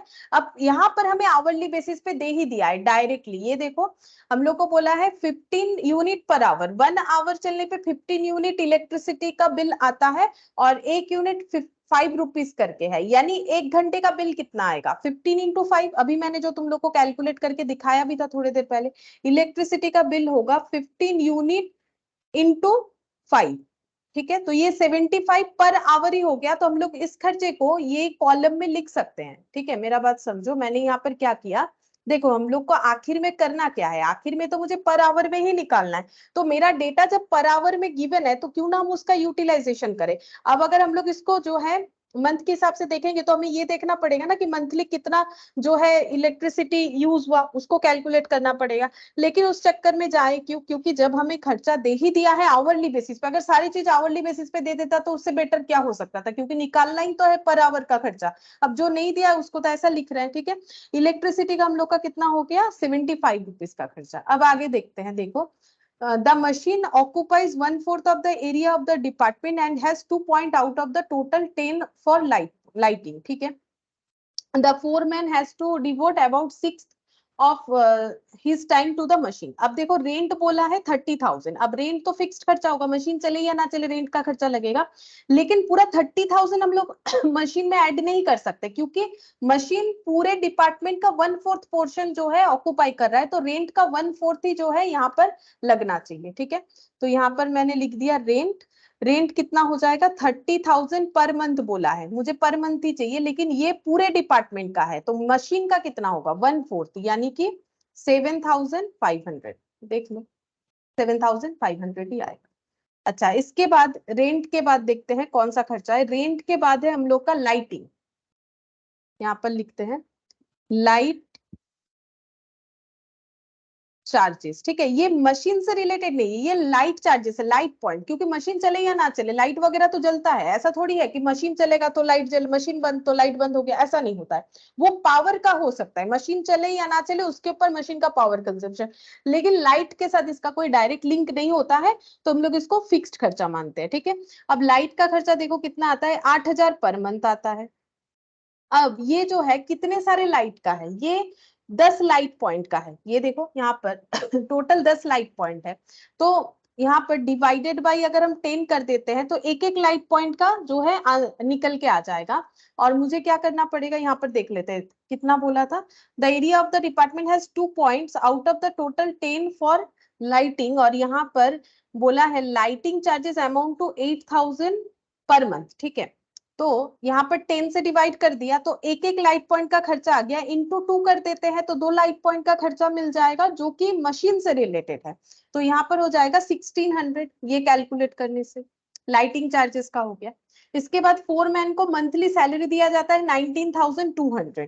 अब फोरमैन जो है मशीन में अपना कितना टाइम डिवोट करते हैं 1/6, तो अपने सैलरी का 1/6 हम लोग यहाँ पर लगाएंगे। फोरमैन सैलरी 19,200 तो मंथली है, लेकिन वो तो ये सिर्फ मशीन का नहीं है, मशीन का कितना होगा 1/6, क्योंकि वो अपने टाइम का 1/6 पोर्शन मशीन पे अप्लाई करते हैं, तो 1/6 ही हम लोग मशीन के ओवरहेड में लगाएंगे 3,200। अच्छा, इसके बाद और कौन सा खर्चा है देखते हैं। इंश्योरेंस, इंश्योरेंस का बोल रखा है 1% per annum on 1 crore and the expenses on oil etc. are 900 per month। ठीक है, तो इंश्योरेंस लिखते हैं।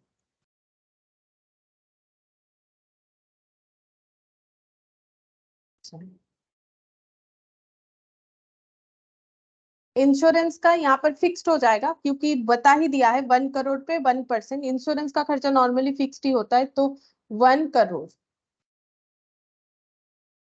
70 इंटू 1%। ठीक है, तो ये तो 1% पर एनम मतलब एक साल का हुआ, डिवाइडेड बाई 12 करेंगे तो हमें पर मंथ का मिल जाएगा।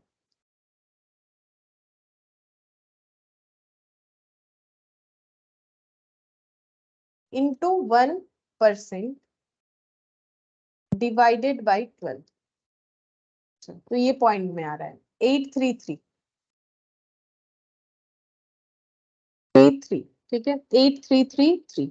अच्छा, और बोला है कि यहाँ पर ऑयल और ये सब का पर मंथ का खर्चा बता दिया है 900। हमें ये बता ही दिया है कि मशीन को अगर हम लोग यहाँ पर बोल रहा है कि and the expenses on oil etcetera, oil वगैरह जो भी यूज होता है मशीन से रिलेटेड वो फिक्स्ड है 900 पर मंथ बता रहा है। ठीक है, तो ऑयल का खर्चा हम लोग यहाँ पर लिख देते हैं। नॉर्मली ऑयल क्या होता है, ऑयल देखो वेरिएबल, जैसे मैंने बोला ना कुछ कंफ्यूजन रहता है कि हमें ऑयल तो ऐसा लगेगा ना कि मशीन चल रहा है तो ऑयल का खर्चा हो रहा है, नहीं चल रहा है तो ऑयल का खर्चा नहीं होगा। ठीक है, लेकिन कभी कभी ऑयल, क्योंकि देखो यहाँ पर बता दिया है मंथली ऑयल का खर्चा हमें बता दिया है, तो वैसे भी देखो हम लोग को सारी चीजों को ऐड ही करना है। अगर तुम लोग वेरिएबल लिखते हो तो लिख देना कि एज्यूम्ड कि हम लोग जो है ऑयल के खर्चे को वेरिएबल मान रहे, तो भी कोई इश्यूज नहीं है, और अगर फिक्स्ड में भी लिखते हो तो भी कोई इश्यूज नहीं है। जो कंफ्यूजन वाला पॉइंट रहता है उसमें कोई इश्यूज नहीं होता है, लेकिन जो एज जैसे मान लो अगर हम लोग रेंट को वेरिएबल में लिखते तो गलत माना जाएगा। ठीक है, लेकिन जो थोड़ा सा कंफ्यूजिंग पॉइंट है उसमें ऐसा कुछ नहीं होता है।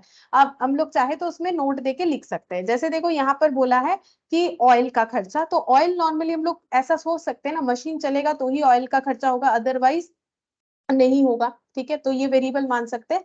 लेकिन यहाँ पर मंथ दे दिया है तो हम लोग इसको फिक्स्ड भी तो मान सकते हैं कि मंथली इतना खर्चा होता ही होता है, तो हम यहाँ पर फिक्स्ड मान के ही कर रहे हैं, ठीक है। तो ऑयल का हो जाएगा 900 पर मंथ, ठीक है। अब हम लोग को फिक्स्ड खर्चा टोटल हम लोग को मंथली मिल गया, कितना हो रहा है, टोटल करते हैं। 75833 plus 7500 plus 1600 plus 3200 plus 8333 plus 900, 97,366, ठीक है, 97,366। अब यहाँ इसका अगर हम लोग निकाले कि पर आवर कितना होगा, तो उसके लिए हम लोग को देखना पड़ेगा कि कितना पर आवर मशीन चल रहा है, वो तो कैलकुलेट करना पड़ेगा, ठीक है। उसके बाद ही हम लोग ये कैलकुलेट कर सकते हैं, ठीक है। चलो हम लोग यहाँ पर वर्किंग नोट बनाते हैं कि कितने टाइम मशीन चल रहा है। तो ये देखो, यहाँ पर बताया था स्टार्टिंग में कि एक्सपेक्टेड है 4,380 आवर्स। अच्छा, बता ही दिया है तो यहाँ पर वर्किंग नोट का कोई जरूरी नहीं है, तो इसको कैसे निकालेंगे, 97336, ये देखो ऐसे, ये हम लोग का हो गया कितना, एक महीने का खर्चा। अब यहाँ पर क्या बोला है, देखो, expected to run 4380 hours per year on the average. अच्छा, ये ईयरली बोला है, तो मंथली कितना होगा, अच्छा हम लोग मंथली निकाल रहे हैं ना, तो हम लोग को कैलकुलेट करना पड़ेगा वर्किंग नोट। तो यहाँ पर चलो कैलकुलेट करते हैं, यहाँ पर लिखते हैं total number of hours per annum 4380, तो total number of hours per month 4380 divided by 12, देखते हैं कितना आता है।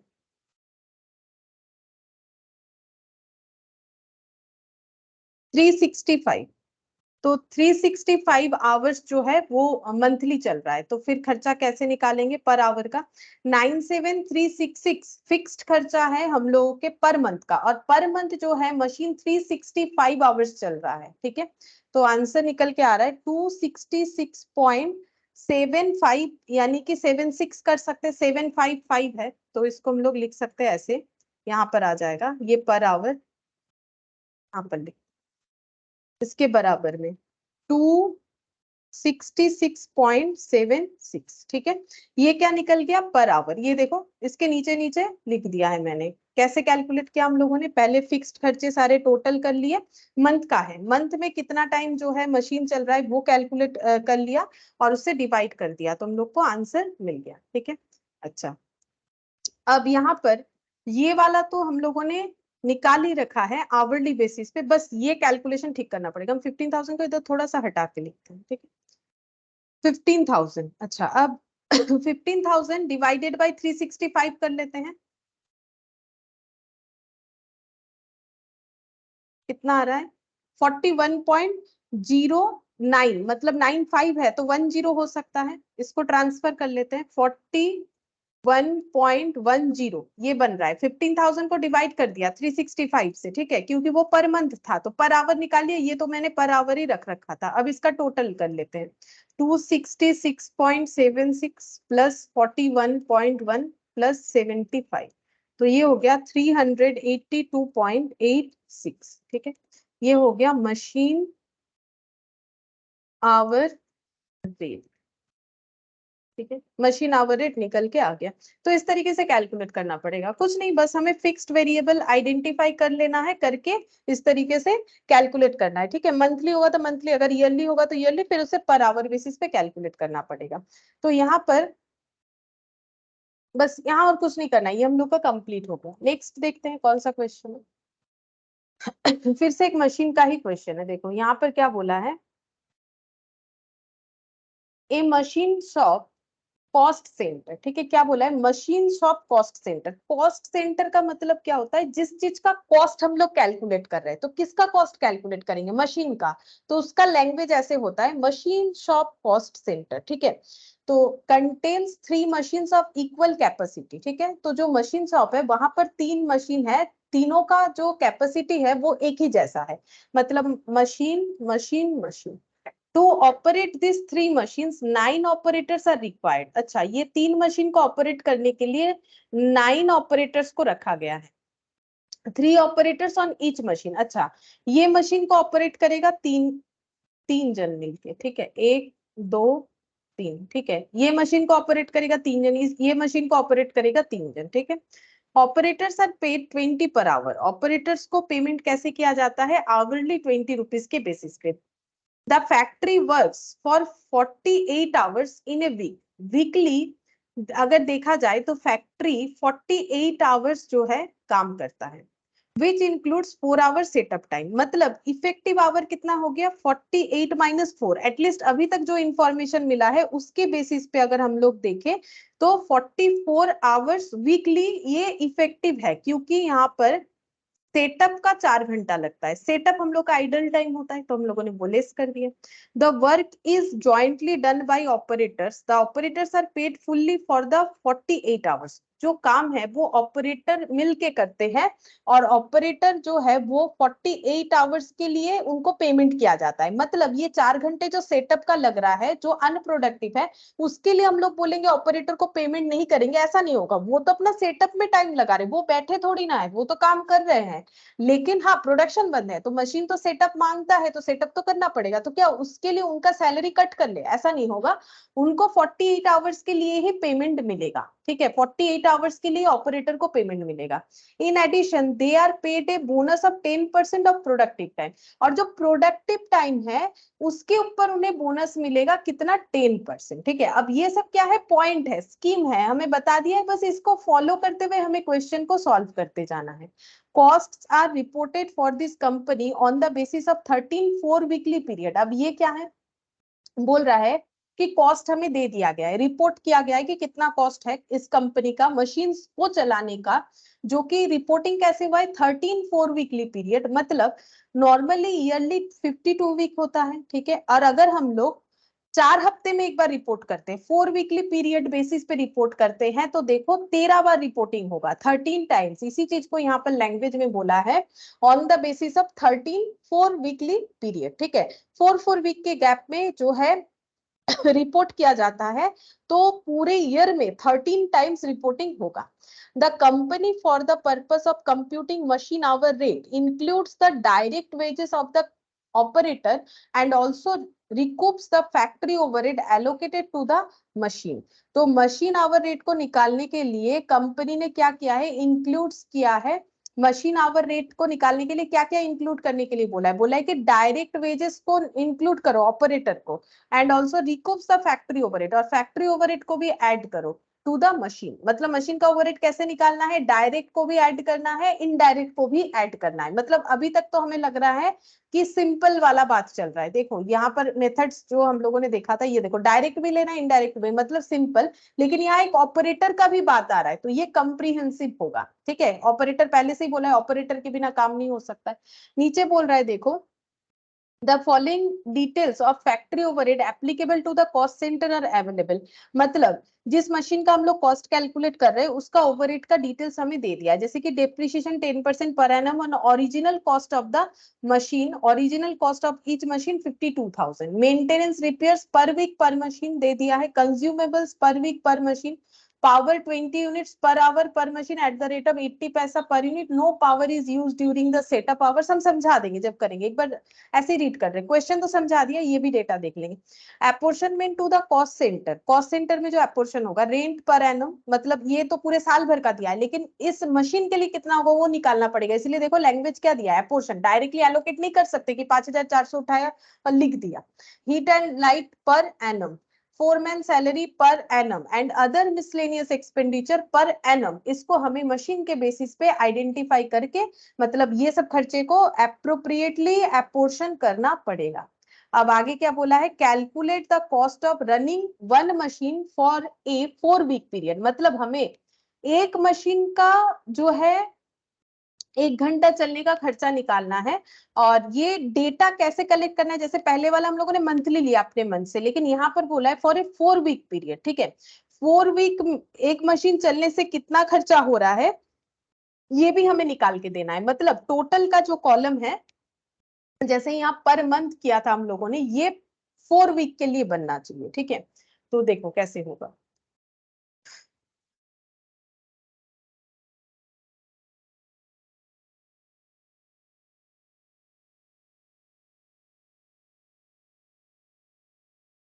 यहाँ पर लिखते हैं कंप्यूटेशन ऑफ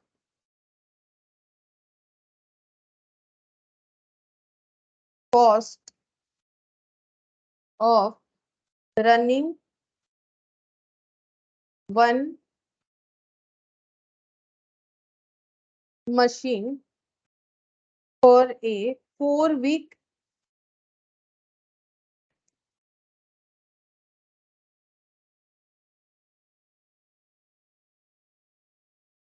particulars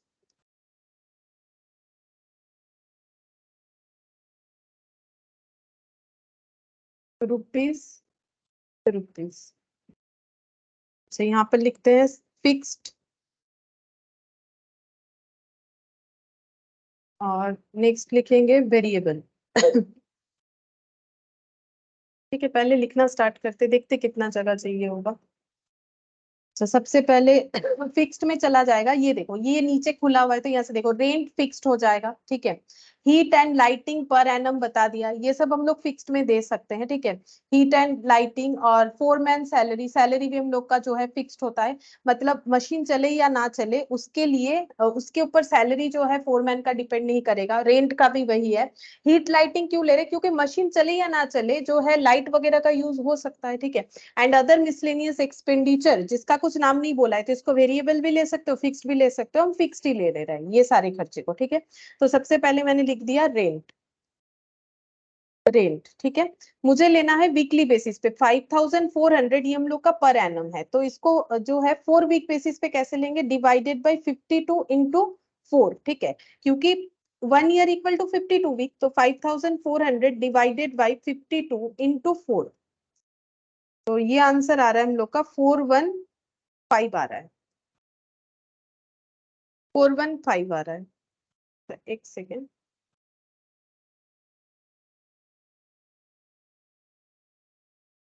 ये ये तो पर एनम बेसिस पे दे रखा है।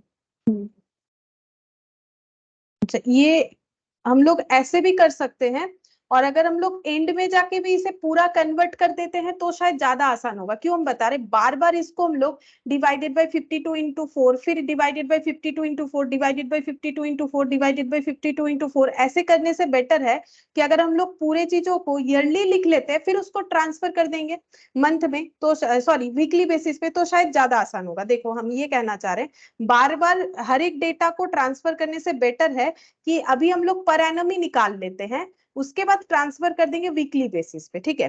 तो ये 5400 ये में पर एनम बोला है, तो इसे हम सीधा सीधा यहाँ पर ही लिख देते, क्योंकि मैंने कॉलम ही पर एनम में ट्रांसफर कर लिया है, ठीक है। वैसे भी कर सकते हो जैसे बोल रहा है, लेकिन उसमें काफी ज्यादा बार कैलकुलेशन करना पड़ेगा। Heat and lighting 9720, heat and lighting 9720। Actually देखो हीट एंड लाइटिंग हो मतलब सिर्फ पावर कंजम्पशन होता है ना, तभी वो मशीन से डायरेक्टली रिलेटेड होता है, अदरवाइज हीट लाइटिंग जो है मशीन से डायरेक्टली रिलेटेड नहीं है कि हम लोग इसे वेरिएबल लिखते। फोरमैन्स सैलरी, फोरमैन्स सैलरी, ये सारे जो है 12 मंथ्स के खर्चे बताए जा रहे हैं। Foreman salary 12960। अच्छा, इसके बाद का देखो मिसलेनियस एक्सपेंडिचर 18,000, मिसलेनियस एक्सपेंडिचर 18,000। अच्छा, ये लिख लिया। अब ऊपर देखते हैं खर्चे में,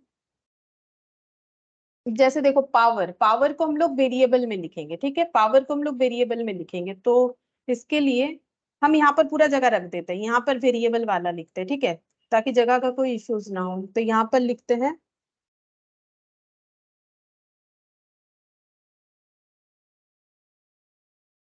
यहाँ पर लिखेंगे वेरिएबल एक्सपेंसेस।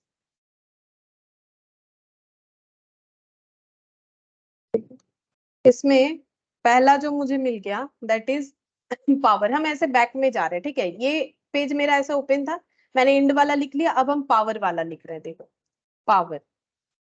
तो मुझे तो खर्चा कैसे लिखना है, मेरे पास दो कॉलम है, एक पर एनम वाला और एक मुझे पर आवर बेसिस पे निकालना है। ठीक है, तो हम यहाँ पर पावर वाला देख लेते हैं क्या इंफॉर्मेशन, अगर मुझे डायरेक्टली ये वाला कॉलम मिल जाएगा तो इसके बेसिस पे लिख देंगे। पढ़ के देखते हैं पहले क्या बोला है। बोल रहा है कि 20 units per hour per machine. ठीक है, एक मशीन को 1 घंटा चलाने से 20 यूनिट्स जो है पावर कंजम्पशन होता है, बट हमें तो रुपीज में लिखना है। बोल रहा है at the rate of 80 paisa per unit. अच्छा, 1 यूनिट जलने पे 80 पैसे का बिल आता है, तो 20 यूनिट जलने पे कितने का बिल आएगा, वही 1 घंटे का बिल हो जाएगा। ठीक है, तो ये देखो 20 यूनिट जलने पे कितने का बिल आएगा, 20 यूनिट इंटू 0.80 करेंगे तो पता चल जाएगा। लेकिन हम लोग को कैसे निकालना है, हम लोग को 4 वीक का डिटेल्स निकाल के भी देना है, क्योंकि क्वेश्चन हमें बोला है 4 वीक का डिटेल्स बताओ। ठीक है, ये देखो यहाँ पर क्वेश्चन हमें बोला था ना कि calculate the cost of running one machine for a 4 week period. तो ये अगर हम कर रहे हैं तो 1 आवर का मिल रहा है, तो मुझे 4 वीक पीरियड का निकालना है। मतलब ये कॉलम मेरा किस चीज के लिए है, 4 वीक पीरियड के लिए होना चाहिए। जैसा क्वेश्चन बोलेगा ना वैसे ही करेंगे। ये देखो 4 वीक पीरियड के लिए ये खर्चे का कॉलम होना चाहिए। ठीक है, तो पावर कंजम्पशन कैसे लिखेंगे, ये देखो 20 यूनिट्स इंटू 80 पैसा, ये करने से पता चल जाएगा कि 1 आवर का खर्चा कितना है, और ये पता करना पड़ेगा कि 4 वीक में कितने आवर्स जो है मशीन चल रहा है। तो 4 वीक में कितने आवर्स मशीन चल रहा है वो पहले यहाँ पर निकाल लेते हैं वर्किंग नोट बना के। चलो ये निकाल लेते हैं। यहाँ पर एकदम एंड में कर रहे हैं, पता नहीं कितना जगह लगे, तो हम एकदम एंड में कर रहे हैं। देखो मतलब ये एंड में कर रहे हैं। वर्किंग नोट नंबर 1 चेक करते हैं कि 4 वीक में मशीन कितना चलता है, मतलब ये निकाल रहे हैं effective machine hour for 4 week period. कैसे निकलेगा, total hours, total machine hour for 4 week minus idle time for 4 week. तो देखते हैं, इंफॉर्मेशन तो था लेकिन यहाँ जाना पड़ेगा। ये देखो यहाँ पर कितने टाइम जो है, बहुत बड़ा क्वेश्चन है, कहाँ गुम हो गया। हाँ ये देखो लैंग्वेज में दिया था 48 hours, the factory works for 48 hours in a week which includes 4 hours setup time. 48 hours weekly, एक हफ्ते में 48 आवर्स काम होता है, तो 4 हफ्ते में कितना होगा 48 इंटू 4। ठीक है, और आइडल टाइम जो है वीकली आइडल टाइम है 4 आवर्स, तो 4 इंटू 4 वीक। ठीक है, ये क्या है, ये 4 घंटा एक हफ्ते में आइडल टाइम है, तो 4 हफ्ते में कितना होगा। ठीक है, और ये 48 आवर्स जो है ये पर डे का है, 48 आवर्स पर डे का है, तो सॉरी पर वीक का है, 48 आवर्स पर वीक का है, तो 4 वीक का कितना हो जाएगा। तो यहाँ पर कैलकुलेट करते हैं, ये हो गया 192 आवर्स और यहाँ पर हो गया 16 आवर्स।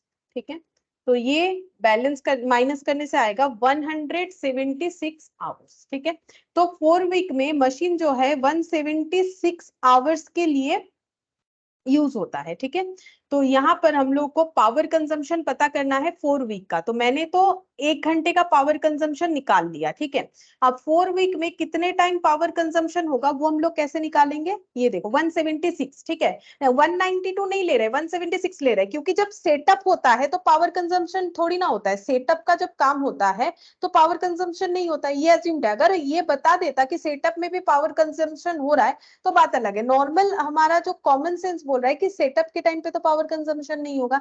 तो 176 आवर्स के लिए जो इलेक्ट्रिसिटी का बिल आएगा पावर कंजम्पशन होगा, उसी का कैलकुलेशन हमें करने के लिए बोला है। तो देखो कैलकुलेट करके आ जाता है 220 यूनिट 80 पैसा करके, इससे क्या निकल के आया 1 घंटे का बिल। ठीक है, तो 176 आवर्स का बिल कितना आएगा वही हमें पूछा है, इसीलिए हम लोग निकाल रहे हैं 2816। ठीक है, तो ये वीकली मुझे मिल गया आंसर।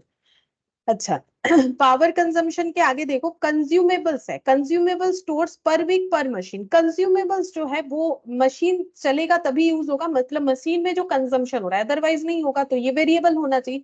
कंज्यूमेबल स्टोर्स पर वीक पर मशीन, तो ये एक मशीन के एक हफ्ते का इतना है, तो मुझे 4 हफ्ते का निकालना है, तो इंटू 4 करेंगे तो मुझे पता चल जाएगा कितना होगा कंज्यूमेबल्स। बस इसमें डायरेक्टली हो जाएगा 4 वीक का। तो यहाँ पर लिखते हैं कंज्यूमेबल्स।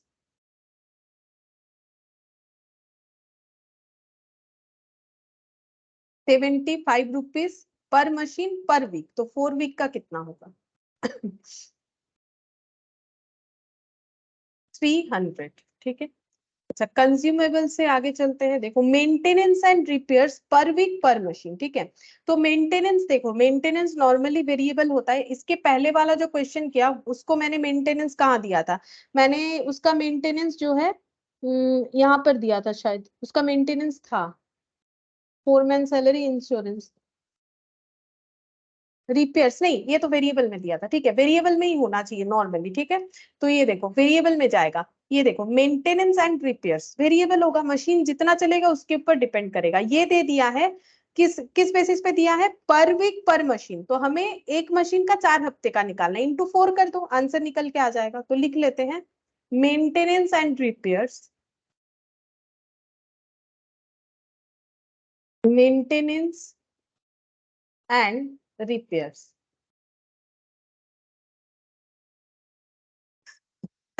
60 रुपीज इंटू 4, तो 240 रुपीज हो जाएगा। ठीक है। अच्छा, इसके आगे का खर्चा देखते हैं। डिप्रिशिएशन बोल रहा है 10% per annum on original cost of the machine. Original cost of the machine is 52,000। अब 52,000 पे अगर हम लोग 10% लिख देते हैं तो हम लोग को क्या मिलेगा?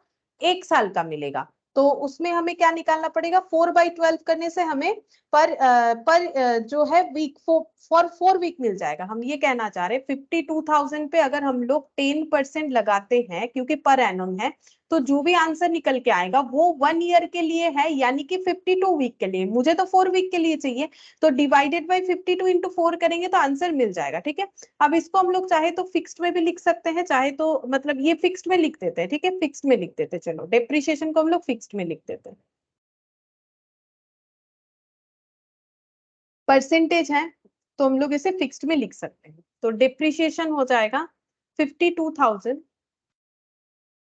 Divided by, sorry, into 10%, into 10%।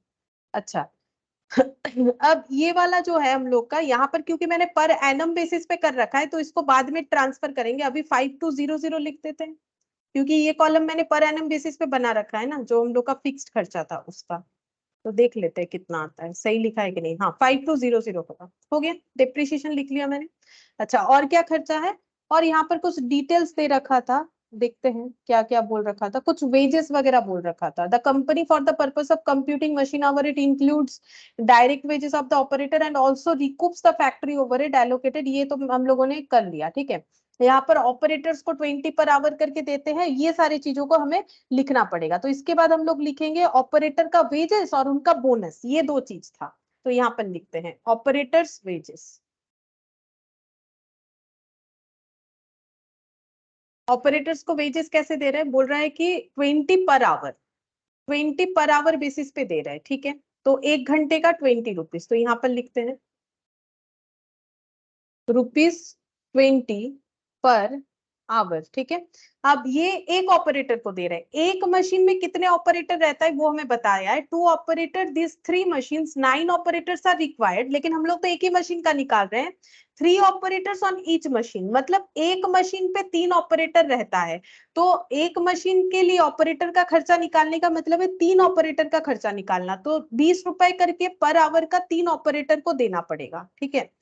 तो ये तो हम लोग का मिल जाएगा। 1 घंटे में 3 ऑपरेटर को कितना पे करना पड़ेगा, इनटू हमें करना पड़ेगा 4 वीक का खर्चा। ठीक है। अब 4 वीक में देखो, 4 वीक में मशीन कितना टाइम चलता है?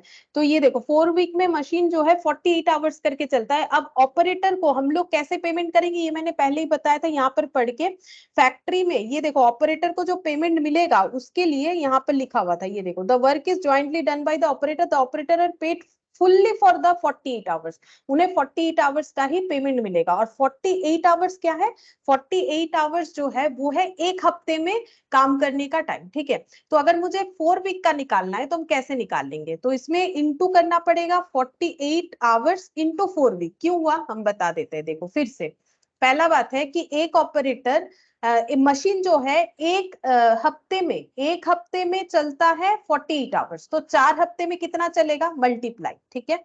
अब ऑपरेटर को हम लोग आवरली बेसिस पे पेमेंट करते हैं, तो 1 घंटे का अगर 20 रुपए देते हैं तो इतने घंटे का कितना देंगे। अब ये तो मैंने एक ऑपरेटर का निकाला, क्योंकि एक ऑपरेटर को 1 घंटे का 20 रुपए दिया जाता है। अब 3 ऑपरेटर मिलके काम करते हैं एक मशीन पे, तो इंटू 3 करना पड़ेगा, ठीक है। बचपन में जैसे कैलकुलेशन करते थे वैसे ही होगा, बस पेशेंस के साथ पढ़ना पड़ेगा क्या लिखा हुआ। ये कुछ मतलब ऐसा कुछ टफ चीज नहीं है, बट समझना पड़ेगा। अगर तुम लोग बोलोगे कि हम सिर्फ 20 इंटू 3 कर देंगे, फिर कैसे होगा, ये तो 1 घंटे का है, मुझे तो बोला है 4 वीक का डिटेल्स निकालो, तो 4 हफ्ते में क्या एक ही घंटा काम होता है, नहीं ना, 48 आवर्स काम होता है। अब हाँ ये कंफ्यूजन हो सकता है, 48 ले या फिर हम लोग मतलब 192 ले, या उसमें से माइनस करके 176 ले। अब हमें बता ही दिया है कि ऑपरेटर को 48 आवर्स वीकली पेमेंट होता है, हमें 4 वीक का निकालने बोला है, तभी मैंने 4 मल्टीप्लाई किया है।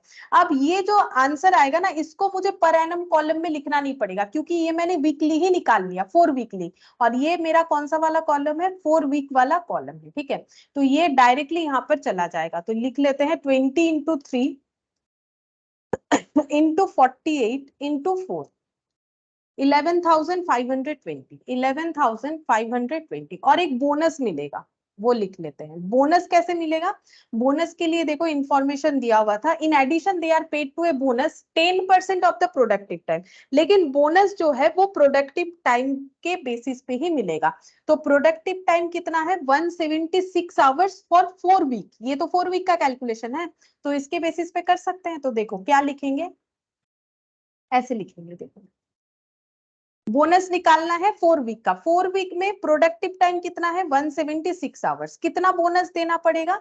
बोनस कैसे दिया जाएगा, in addition they are paid a bonus of 10% of the productive time, productive time का 10% मिलेगा, ये बताया है। लेकिन कितना करके मिलेगा ये नहीं बताया है, तो हम लोग ये मान लेते हैं कि जो हम लोगों का वेजेस है उसी के बेसिस पे मिलेगा। तो 20 रुपीज, क्योंकि कोई इंफॉर्मेशन नहीं है कि 20 रुपीज करके ही मिलेगा, 20 रुपीज पर आवर, मतलब 1 घंटे का 20 रुपया, तो 176 आवर्स का कितना होगा। और ये तो एक ऑपरेटर का निकल रहा है, ठीक है। इनटू क्या करना पड़ेगा, 3 ऑपरेटर, क्योंकि 3 ऑपरेटर मिलके मशीन को ऑपरेट करते हैं एक मशीन को, ठीक है। तो यहाँ पर कितना हो जाएगा 176 इंटू 20 इंटू 3, तो 10,560। ये भी हमें 4 वीक का मिल गया। 3 ऑपरेटर क्यों मल्टीप्लाई कर रहे हैं, देखो यहाँ पर 176 आवर्स तो कोई एक ऑपरेटर नहीं काम करता है, 176 आवर्स में 3 ऑपरेटर ही काम कर रहा है, तो फिर टाइम भी तो मल्टीप्लाई होगा ना, ठीक है। जैसे कोई वर्कर आ रहा है, मेरे पास 5 वर्कर आ रहे हैं काम करने के लिए, हर एक वर्कर 8-8 घंटा काम करता है, ठीक है, एक दिन में। तो क्या मुझे 8 घंटे का ही काम मिल रहा है, नहीं, 8 into 5 40 आवर्स का मुझे काम मिल रहा है, क्योंकि मैंने 5 लोगों को काम में रखा है, ठीक है, इस तरीके से। तो ये हम लोग को पता चल गया कितना हुआ। अब हम लोग ये टोटल कर लेते हैं, ये हम लोग का फिक्स्ड खर्चा है, फिर इसको हम लोग 4 वीक में ट्रांसफर कर देंगे, और ये 4 वीक में ऑलरेडी ट्रांसफर्ड है। तो ये टोटल कर लेते हैं, 5400, 9720, 12960, 18,000 प्लस 5,200, तो ये हो गया 51,280। 51,280 डिवाइडेड बाय करना पड़ेगा मुझे, ये हो गया पूरे साल भर का, डिवाइडेड बाय 52 इंटू 4 करेंगे तो हमें वीकली मिल जाएगा 3944.6।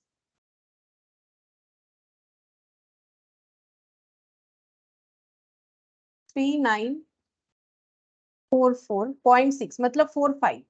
अब टोटल करते हैं 3945 प्लस 11,520 प्लस 10,560, तो ये हो गया 26,025, ठीक है, ये आ गया। ये टोटल फिक्स्ड खर्चा हो गया, और टोटल वेरिएबल को ऐड करके देखेंगे तो हमें मिल जाएगा। अब टोटल वेरिएबल का ऐड करते हैं, 2816 प्लस 300 प्लस 240, तो ये हो गया 3356, ठीक है, ये हो गया total variable. Total variable, total fixed. तो टोटल खर्चा कितना हो जाएगा, वेरिएबल प्लस फिक्स्ड 26025, 29,381। तो यहाँ पर लिखते हैं टोटल एक्सपेंसेस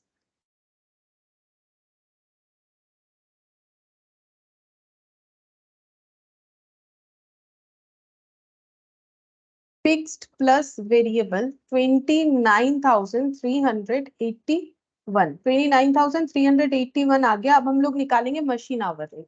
तो machine hour rate 29,381 divided by, ये तो हो गया टोटल ओवरहेड, और machine effective machine hour rate यानी कि 176 आवर,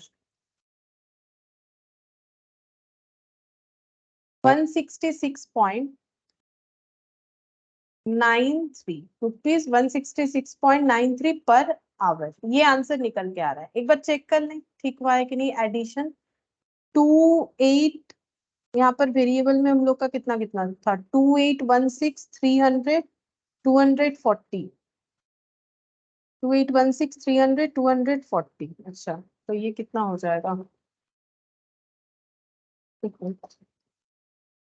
चेक कर लेते हैं। 3356, चलो ये ठीक है। यहाँ पर 51280, एक मिनट।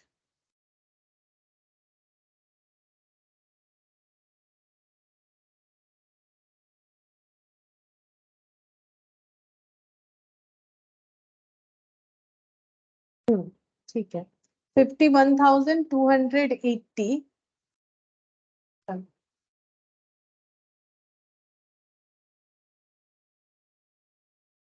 एक सेकेंड,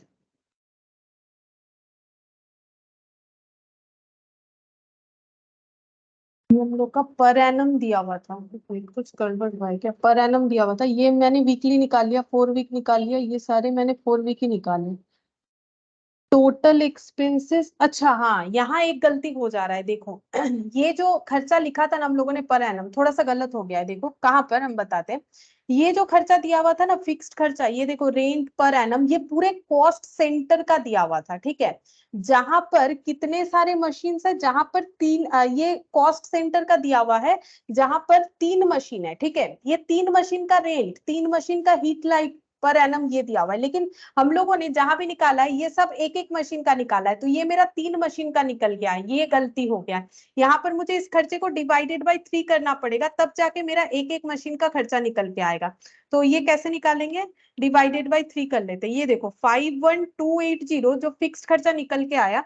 अच्छा, इसमें और एक प्रॉब्लम भी हो जाएगा, मुझे लगता है ये डेप्रिसिएशन मैंने जो चार्ज किया एक मशीन का किया, यहाँ पर original cost of each machine बोला है। अच्छा, ये गड़बड़ हो जाएगा। ये देखो, ये जो है ये एक मशीन का खर्चा है, ये 3 मशीन का है, तो मुझे ये अलग से कर लेना चाहिए, ठीक है। ये मुझे अलग से करना पड़ेगा। ये देखो हम यहाँ पर लिख के देते हैं, ये पहले ऐड कर लेते हैं, 5200 को अलग से ट्रीट करेंगे, ये ऐसे नहीं लिख सकते, यहाँ पर थोड़ा सा गलत हो गया, इसको ठीक कर लेते हैं। 5200 जो है वो मेरा 1 ईयर का तो जरूर है, लेकिन ये एक मशीन का है, ठीक है, ये सब 3 मशीन का है।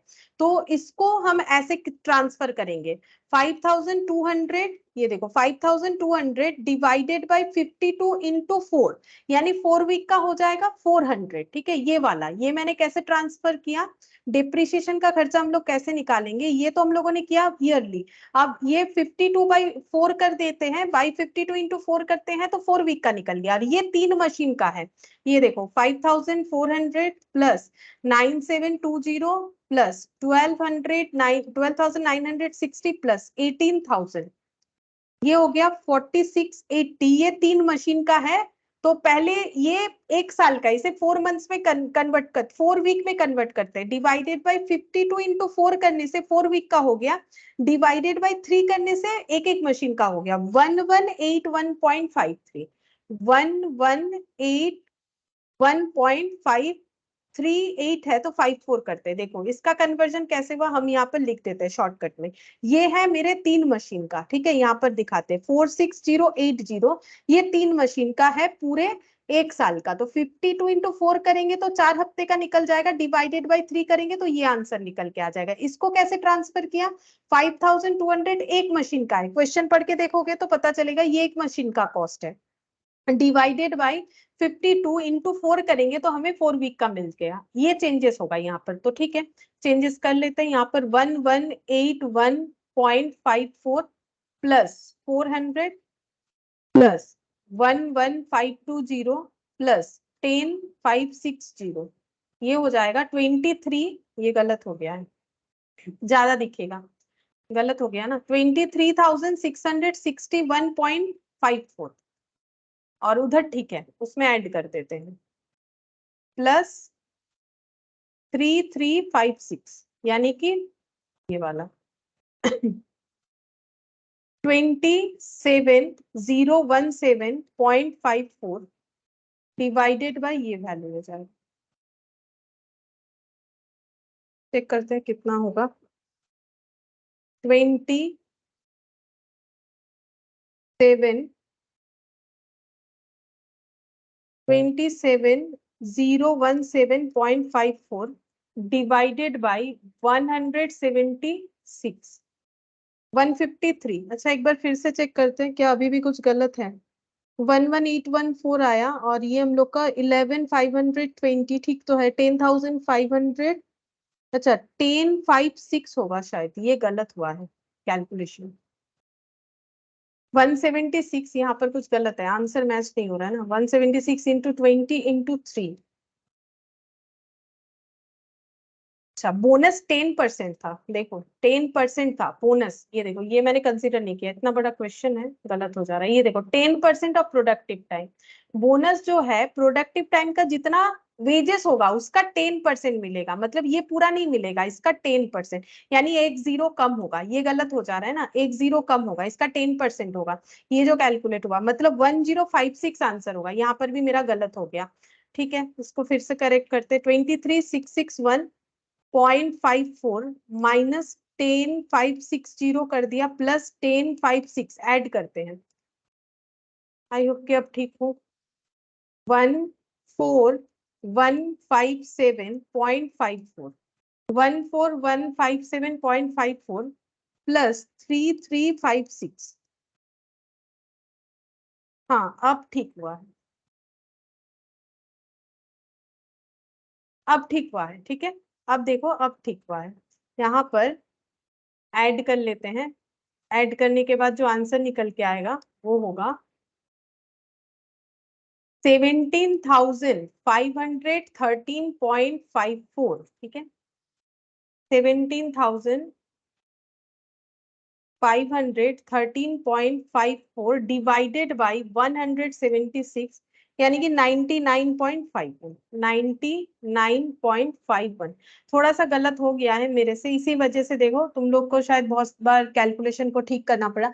इधर ठीक था, पहला गलती क्या हुआ हम बताते, जहां जहां मैंने ठीक किया, एक तो ये 10% नहीं लगाया तो ये ज्यादा दिख रहा था, सबसे बड़ा गलती यहाँ पर हो गया। दूसरा यहाँ पर डेप्रिशिएशन जो है इसको मैंने इसमें ऐड कर दिया, जबकि ये 3 मशीन का है, तो इसको पहले तो एक मशीन में कन्वर्ट करो तो ये डिवाइडेड बाई 3 होगा, फिर जो बचेगा उसको 4/52 करेंगे तो 4 वीक का निकल के आएगा। तो यहाँ पर मैंने डिवाइडेड बाई 3 नहीं किया था, ये दूसरा गलती था, इसी वजह से गलत होता गया।